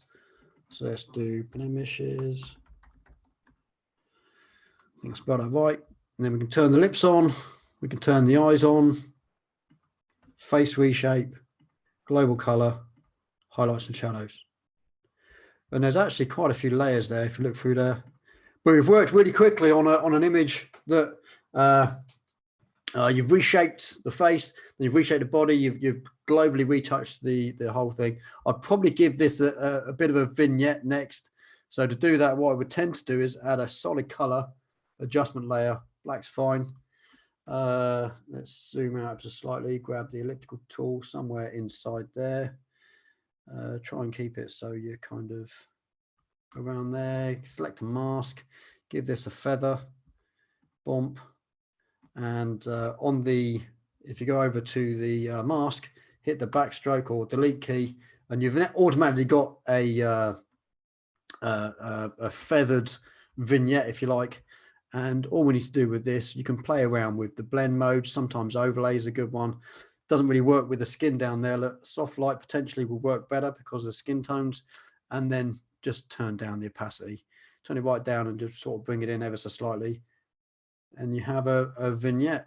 Last thing I would do, just to blend the whole kind of thing into one, is maybe a color lookup. I told you about this last week. The color lookup stuff is really good. Crisp winter look, maybe too much. Look at that. Let's have a look at amber. I actually like this one, but obviously you wouldn't use that there. You'd turn the opacity right down and just bring it in ever so slightly. We brought back that cool, sorry, that warm golden glow there, and it's added it to the whole image. So potentially, if you've done a composite potentially, or you've added something to the image, you'd use a color lookup right at the end. Just kind of brings the whole image back in, and because it works with all the colors and it's like a film LUT, if you like, it kind of brings the whole image back together. So from that's the first original image to that, I'll be happy with that. I think that's quite good. I don't know, I'm not overly keen now on the lookup. Let's change the lookup to crisp warm. That's better. Crisp warm. Let's bring that up. Yeah, that's better for skin tone. Crisp warm look. So from there to there. Do you like that, Margaret? Hope that's, I mean, for what we spent about half an hour on that image, give or take. When you working with models and you're doing sort of your model portfolio, if you like, getting the eyes, you know, reshaping the face. Sometimes you might want to reshape the nose with, and you can do all that with light. All of these retouches, apart from sharpening and we've done a little bit of work with the saturation on the eyes. Everything else has been done with light. Everything, apart from obviously the color lookup, but everything has been done using light. We've reshaped the body, reshaped the face, you know, added shadows and highlights here, dodging and burning at its simplest, but it's you know, it's completely reshaped the body, reshaped the face. So I hope that kind of you know, when you're working with models, giving you an idea of what you can do just by working with light. You know, you got to keep the skin tone. Before and after, John. Yeah, the before is that one there. There's the before. That's the before, and that's the after. If I take it back into Lightroom, so if I save that out and take it into Lightroom, I can show you the before the Lightroom edits as well, because this will now go back into Lightroom as a TIFF, and I can show you that. Let me just make sure it's gone back into Lightroom and it hasn't completely knackered my Lightroom up. Okay, so let's stop sharing that, and now I'll share Lightroom. So that's it back in. Show you the information.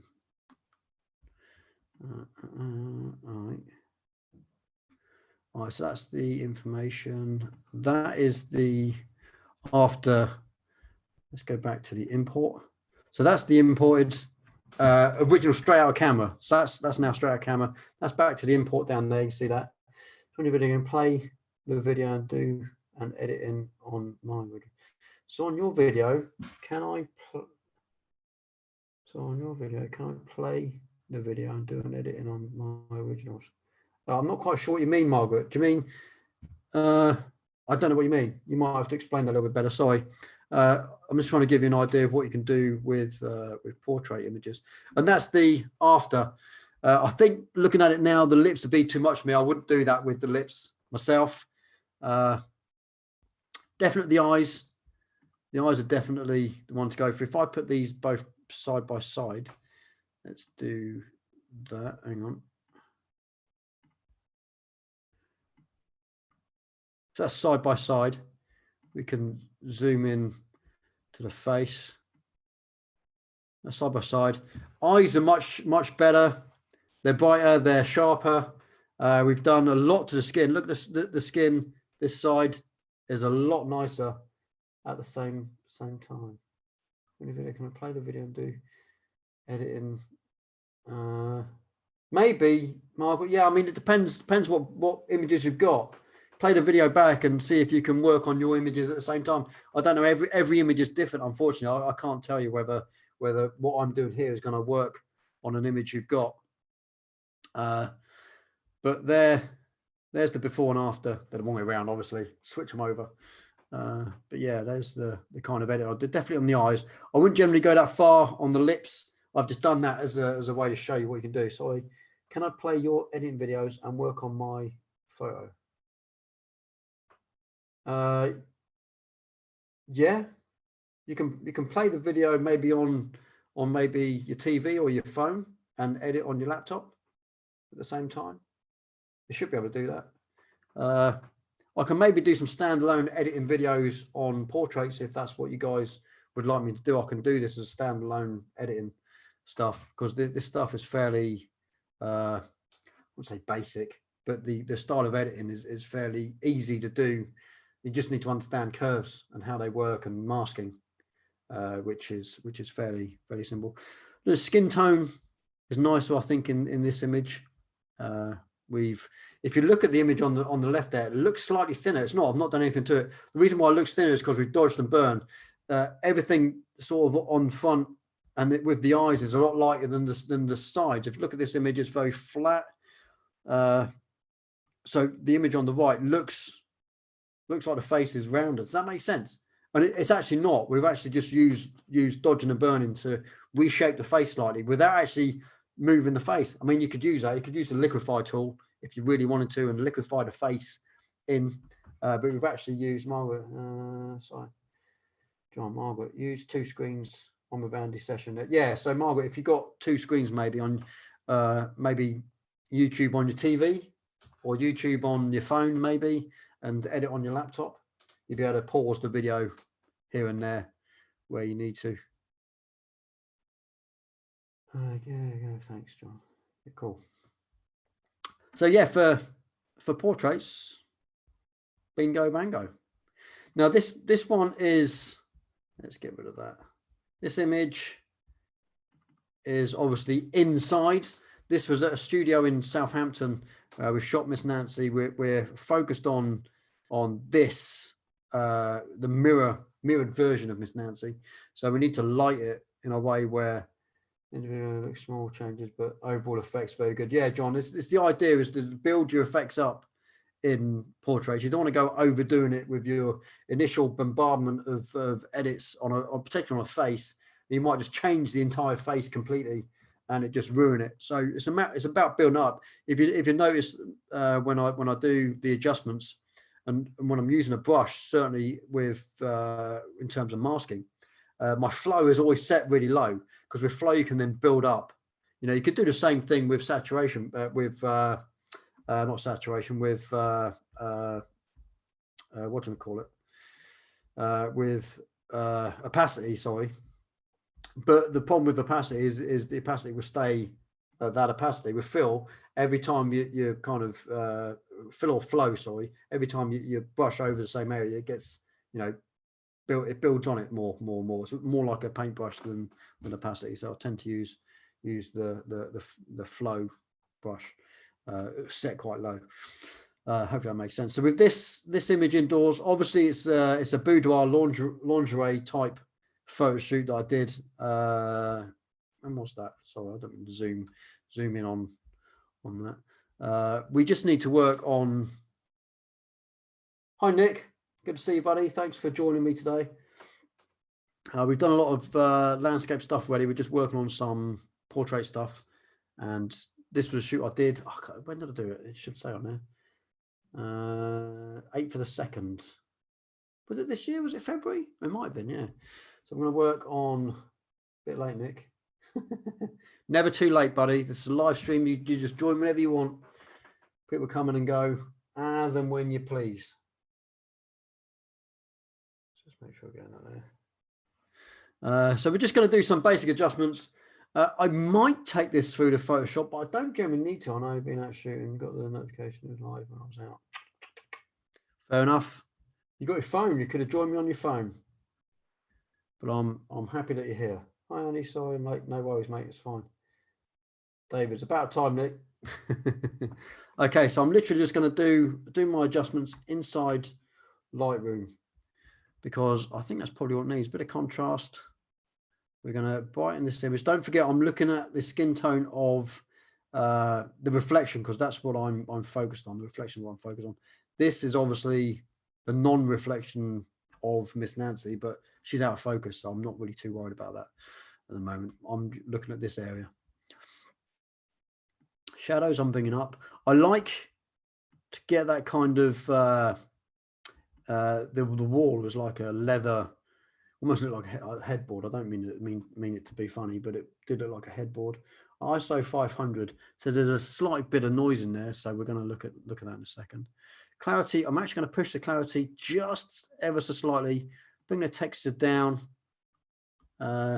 We can work locally on bringing the texture of the face down. It's just too far away for me to do any real kind of like we did in Photoshop just a minute ago. There's no point in me doing any kind of skin retouch on the face. She's too far away. There's not enough detail for me there to grab anything. Even at 100, I'm at 1:1, so 100%. You can't see any skin blemishes there because they're kind of too far away almost. So there's not really much point in that. So I'm going to add a little bit of vibrance, because the reds there, that down there is actually my LED. I've actually put red on there just to complement the reds around the room. Red lights everywhere. The place is called Sanctum Studios. If you're interested, it's set up almost like, and I don't know how to say it, almost like a BDSM thing. That sounds silly, sorry, but it is. There was hooks and chains all over the place. We weren't there for that kind of stuff. Obviously, we were there just to shoot, but it was quite funny to see. I've got a video on it. You can have a look back. Sharpening, bit of sharpening there. We're going to just mask it out ever so slightly. A little bit of noise reduction is required. Let's find a dark area. You can see a little bit of noise in there. Let's just take that out ever so slightly. 24, 25, something like that in this image is enough, I think. Yeah, we don't go too far. You go too far in noise reduction, everything becomes plastic, and we don't want that. So noise reduction down to, let's go 30. Happy with that. Okay, I'm not going to do any post-crop vignette just yet. Place be good for you and Chris, Dave. There's lots of whips and change. You actually see in the background there. Let me just see if I can brighten this up to show you. If you look there, there are whips and stuff and paddles, all kinds of stuff there. We weren't there for that. There's also a dance pole, which we were going to use, but I didn't like the pictures, not my kind of thing. So enable profile correction. I'm going to do that now. And add a little bit of post-crop vignette now, I think. Okay, so this image is going to be more about the local adjustments for me. So I'm going to start with the radial filter. I'm going to put a radial filter straight over the body there. Obviously, it's a bit too bright at the moment. We can double click on exposure or effect. That'll bring all the effects right back down. And we're just going to add a little bit of light there. This was shot with definitely place for Dave. Okay, I don't know Dave that well, so I can't tell you. But this was lit, or Miss Nancy was lit with one. I don't know if I've got it near me, but one LED just straight on the back. It was just a small Neo, I think it was. So a little bit of extra light just to light up the reflection area. I'm going to add a little bit of color in there as well. Just a little bit of touch of warmth, a little bit of magenta, and we're going to bring the texture down ever so slightly. Let's zoom in. We don't overdo it with texture because we're going to start losing detail. I've already started losing detail in like the eyes. So if I go too far, what that does for the eyes. So we don't want to do that.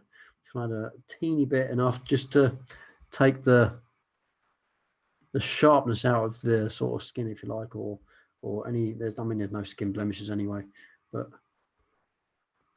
just cover the body, and that's lit that quite nicely for me. I think the non-reflected out of focus part of the body, this side, is too bright. I think with this image, I didn't use this image in my portfolio only because it just wasn't something I used. Must have confused Mr. Bridge. Oh, I'm just reading these comments with another day. There's something going on in the chat. I don't know you guys well enough. I'm not commenting. So what I'm going to do, I'm actually going to take a graduate filter and actually tone down this side of the image. Obviously, hit effects, double click effects, and bring exposure down there. This is just going to draw the eye straight into the body or the side of the image that I want people to see. Without that, I think this is just too bright for me. So it's just something I wanted to do. Let's take a radial filter on there, bring effect down.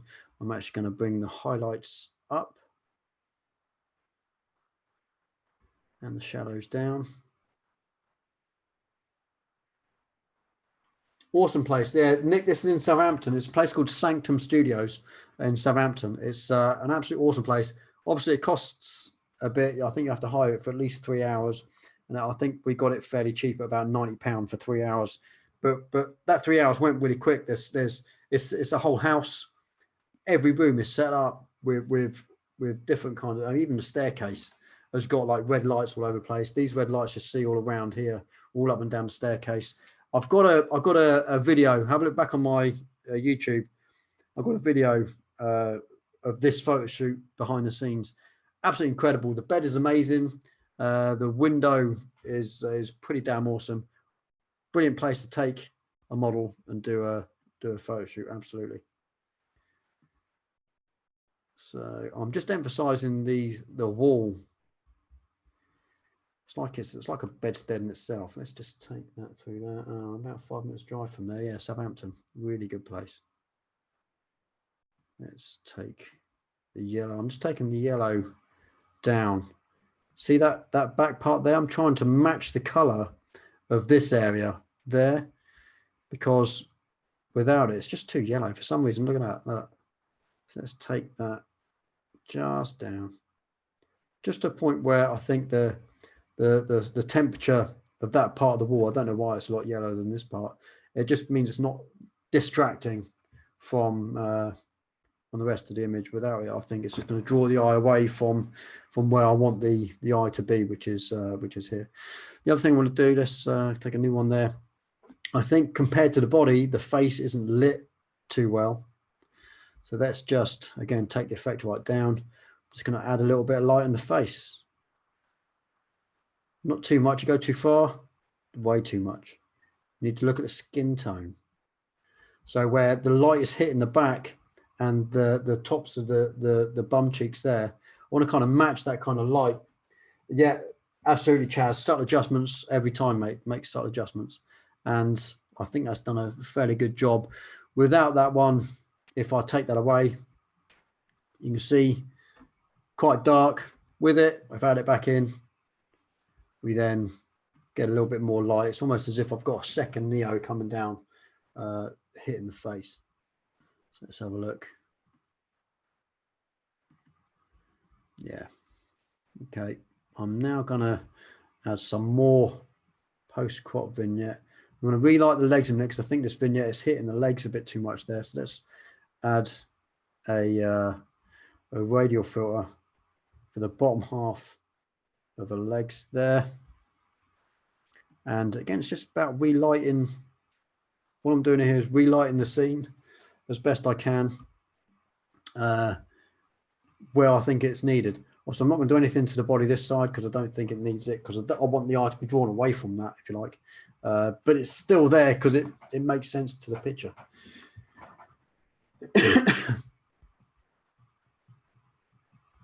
If you can hear banging, it's because I've got a 14-year-old upstairs messing around with his keyboard, by the sounds of it. A little bit more light in there.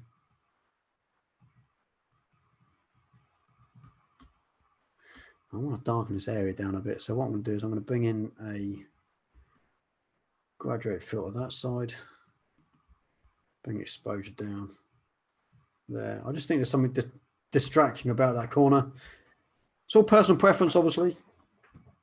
Bring another one in just there.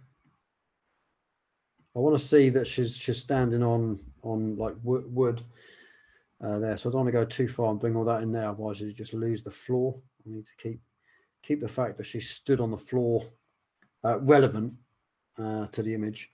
And for me, that's probably where I go. So if I showed it before and after, there's the before, there's the afterwards. Again, I'm using light to relight the scene to make it make more sense. And that's it. That's all I really need to do with that. I'm not worried about going any further with that image. I think that's good enough. And it kind of works with, this is another image that's already been edited. It's one of my favorite ones, to be fair, that I've edited before, and I was going to do another re-edit, but I don't really think we've got time. I'd rather move on to this image and show you what I'm going to do with this.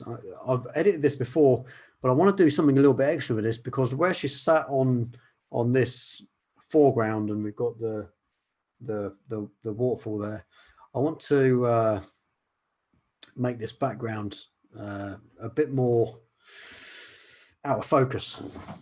And there's a few ways of doing that in Photoshop, but I have to take her out. I have to cut her out of the scene. So I'm going to take this one straight through to Photoshop and edit it straight there. So let's push that through to Photoshop.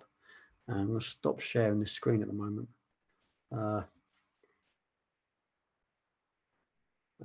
John, been great to see you, mate. Take it easy, buddy. Hope to see you on the next one.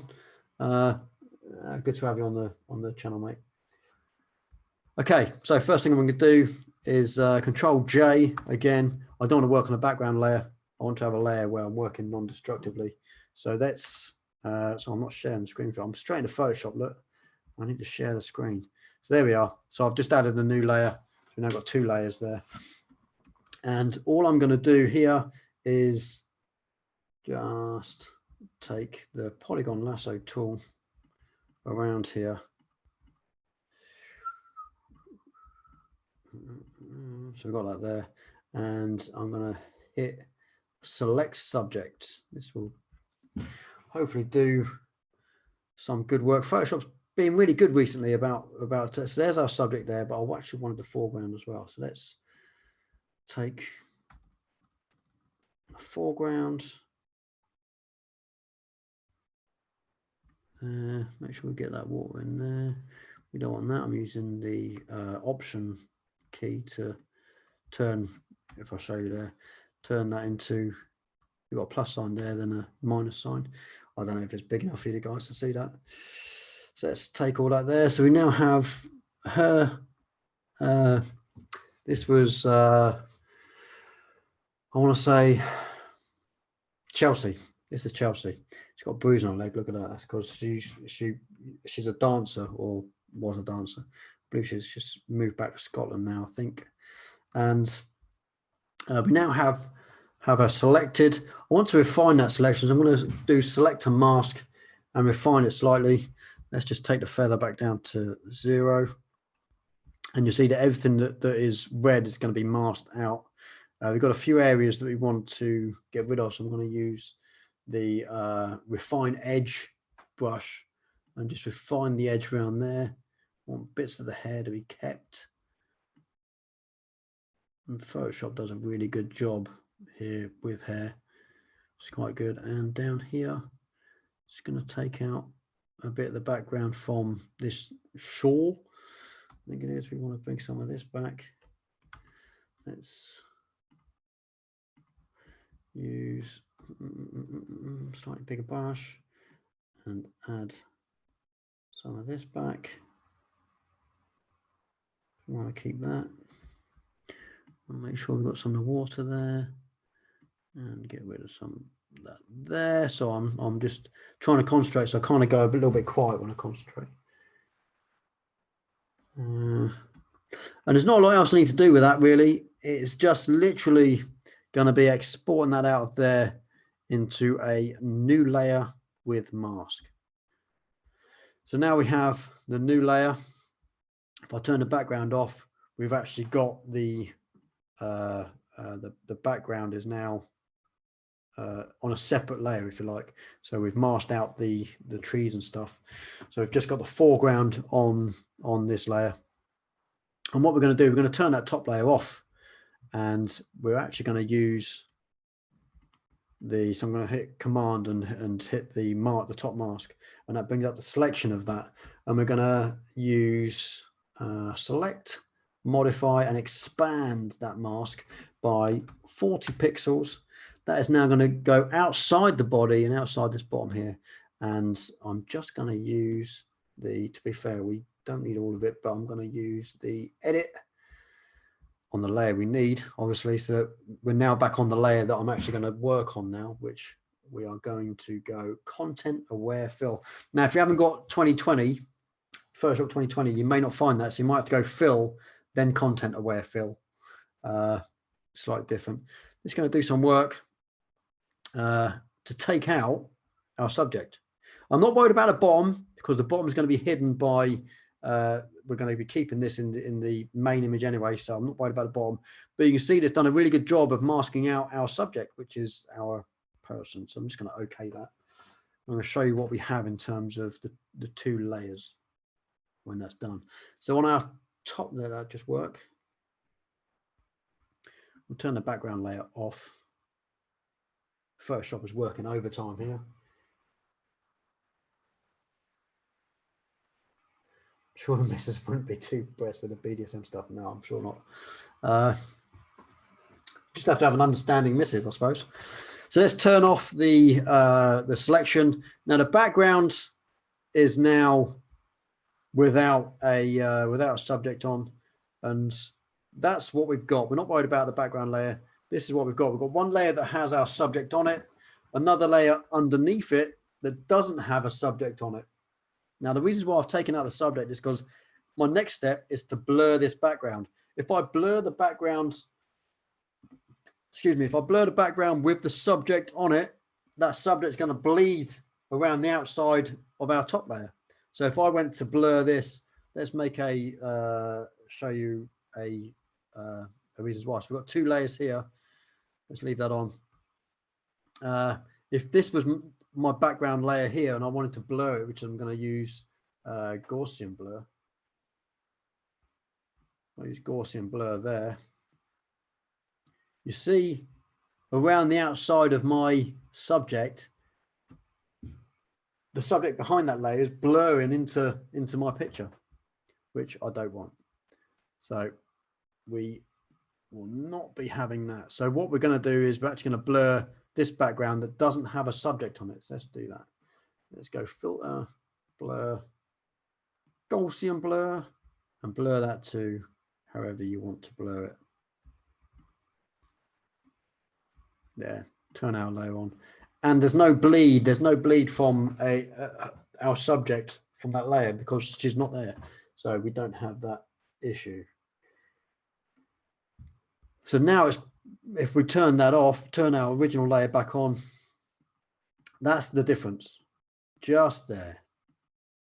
Just blur the background more. And you know, in camera, this was with my 85mm 1.4. And that's a very good lens for blurring the background. The problem is I'm so far away from my subject, the background wasn't that blurry, and distance is a factor when you talk about blurring the background. I've done a video on how to blur your background, and one of the main factors above aperture and above the focal length of your lens is distance. So what we've done is we've added a little bit of blur. That's all we've done, added a bit of blur to our background. That was as shot. And that's now, and all that does is make our subject stand out more in the image. Now we wouldn't want to blur the foreground because she's on the same focal plane as the foreground. If she was stood in a field and the foreground here was coming towards you, you may want to blur that too. And I use tilt shift blur to get that. That makes sense. Oh, that looks good, almost like she's popping off the screen. That's the kind, yeah, that's the idea, Nick, is to make your subject pop. You'd want to do that in camera if you can, and to do that you'd use distance. You'd get closer to your subject. Unfortunately, with this image, I couldn't get closer to her because I'm actually stood in front of I'm on a little bridge which stood in front of the water that waterfall's cascading down to. So I couldn't get any closer. If I'd got closer to her, I could blur the background more. I'm already at 1.4 in this image, so I can't use aperture, and I'm at a fixed focal length of 85mm. So if I was on my 70 to 200 potentially, I could zoom in. That would make the background compression appear more blurry.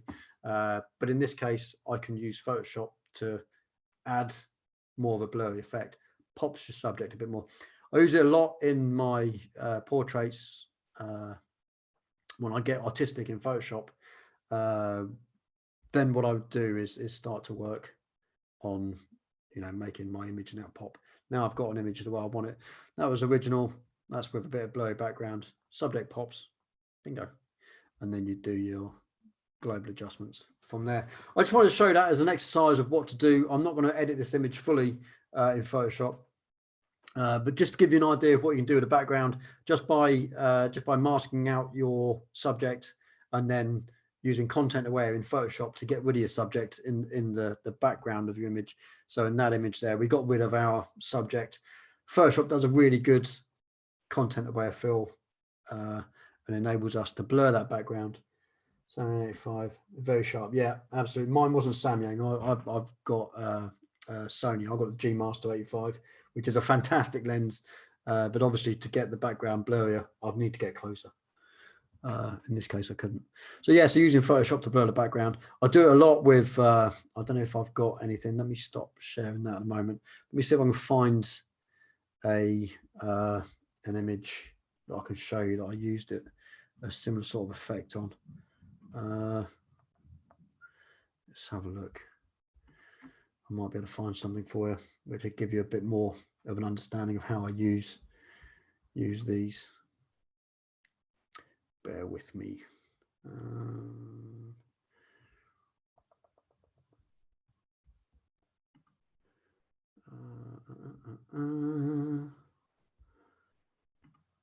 See what we got.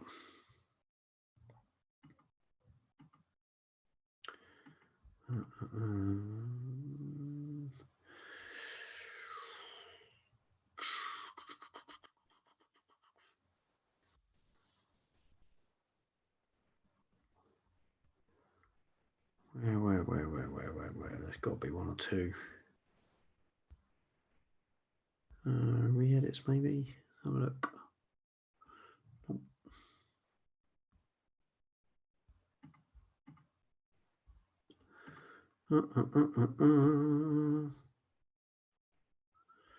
Just trying to find photo manipulation. No, nothing in there. Oh, maybe I can't find any. I'll have to, for next time, I'll have to see if I can find some pictures for you to see. Let me just check Lightroom, see what else we got. That's pretty much all of my images today, guys. I want to thank you all for joining me today. I've had an awesome session today. What time we got? It's 4:30, so it's 2.5 hours we've been going. At least it didn't cut out. I know my Lightroom cut out a few times, but that's I don't know why it's doing that. Maybe I should have restarted my system beforehand. But I've had a good editing session. I hope one or two of you got some bits and pieces out of this. Leave some comments down below after this video is uploaded properly to YouTube if you can. Let me know if you're looking at doing any editing and if anything I've done today has given you an idea. Please have a think about potentially having a look at my Patreon. My Patreon is a place where we can work together, and I can certainly help you with individual images you might want to work on and get some actual help with. We can do that within a Zoom session because we can share screens, that kind of stuff. So I can do that more often. I've got a lot of videos on my Patreon which are more advanced editing stuff. There may be one or two bits and pieces on there that you might want to look at. And that's from, like, I think it's the bronze. I think Margaret's on my Patreon, so I think Margaret will tell you the bronze tier and upwards. You can see all my videos, which is always good. Cheers for joining me, Nick. Start from the beginning now. Brilliant. Yeah, go back, buddy. Yeah, once this video's rendered, it might take 20 minutes, half hour or so. Once I finish the live feed, you'll be able to watch it over from beginning again, or you might be able to do that now. I don't know whether it allows you to do that. But if anyone's got any comments, please, yeah, definitely leave them in the video comments down below. Happy to take some criticisms. Obviously, the way I do things is subjective. I do like to swap things out, like skies and stuff like that. I do a lot of manipulation to my images.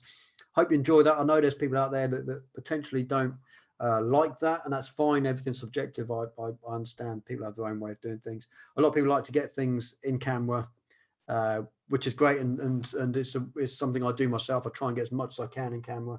But on the flip side of that, I like to do a lot of work to my images to make them my own.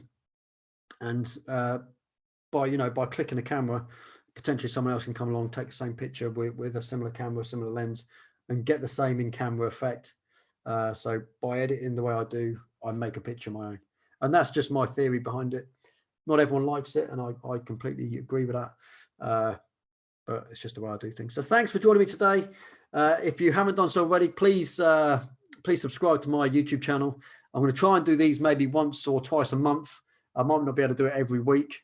But at the moment, I'm obviously not doing anything else. I'm not getting out, so it's given me a few ideas to give you guys a little bit of feedback and give you some ideas of how I do my landscapes and do my portrait stuff.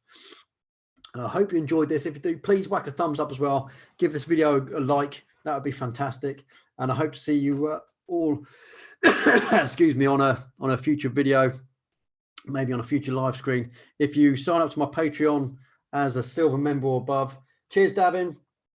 As a silver member or above, you would potentially get to join me physically on the Zoom session, so you can ask me questions live on video as well. So maybe have a think about that.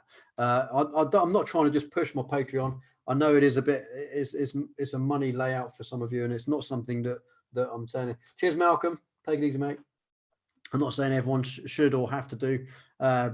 It just gives me a little bit of extra money each month, so I can bring these live videos, do some new things, and just get So it's another form of income that I'm not making at the moment. So I'm just trying to let everyone know about my Patreon. It'll be a little bit of a money stream coming in for me, whereas I'm not doing any weddings or anything else at the moment. I'm not making any money elsewhere. Just thankfully, Mrs. is still working until she's on maternity leave next month, obviously.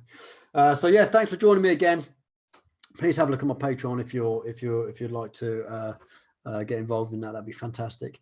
And hopefully I'll see you on another video soon. Everyone take care. Have a great weekend. Stay safe. Stay indoors if you can, and social distance if you can't. And I'll see you all on another stream soon. And potentially I've got a few videos coming out. There'll be new videos coming soon. Take care, guys. See you soon. Bye.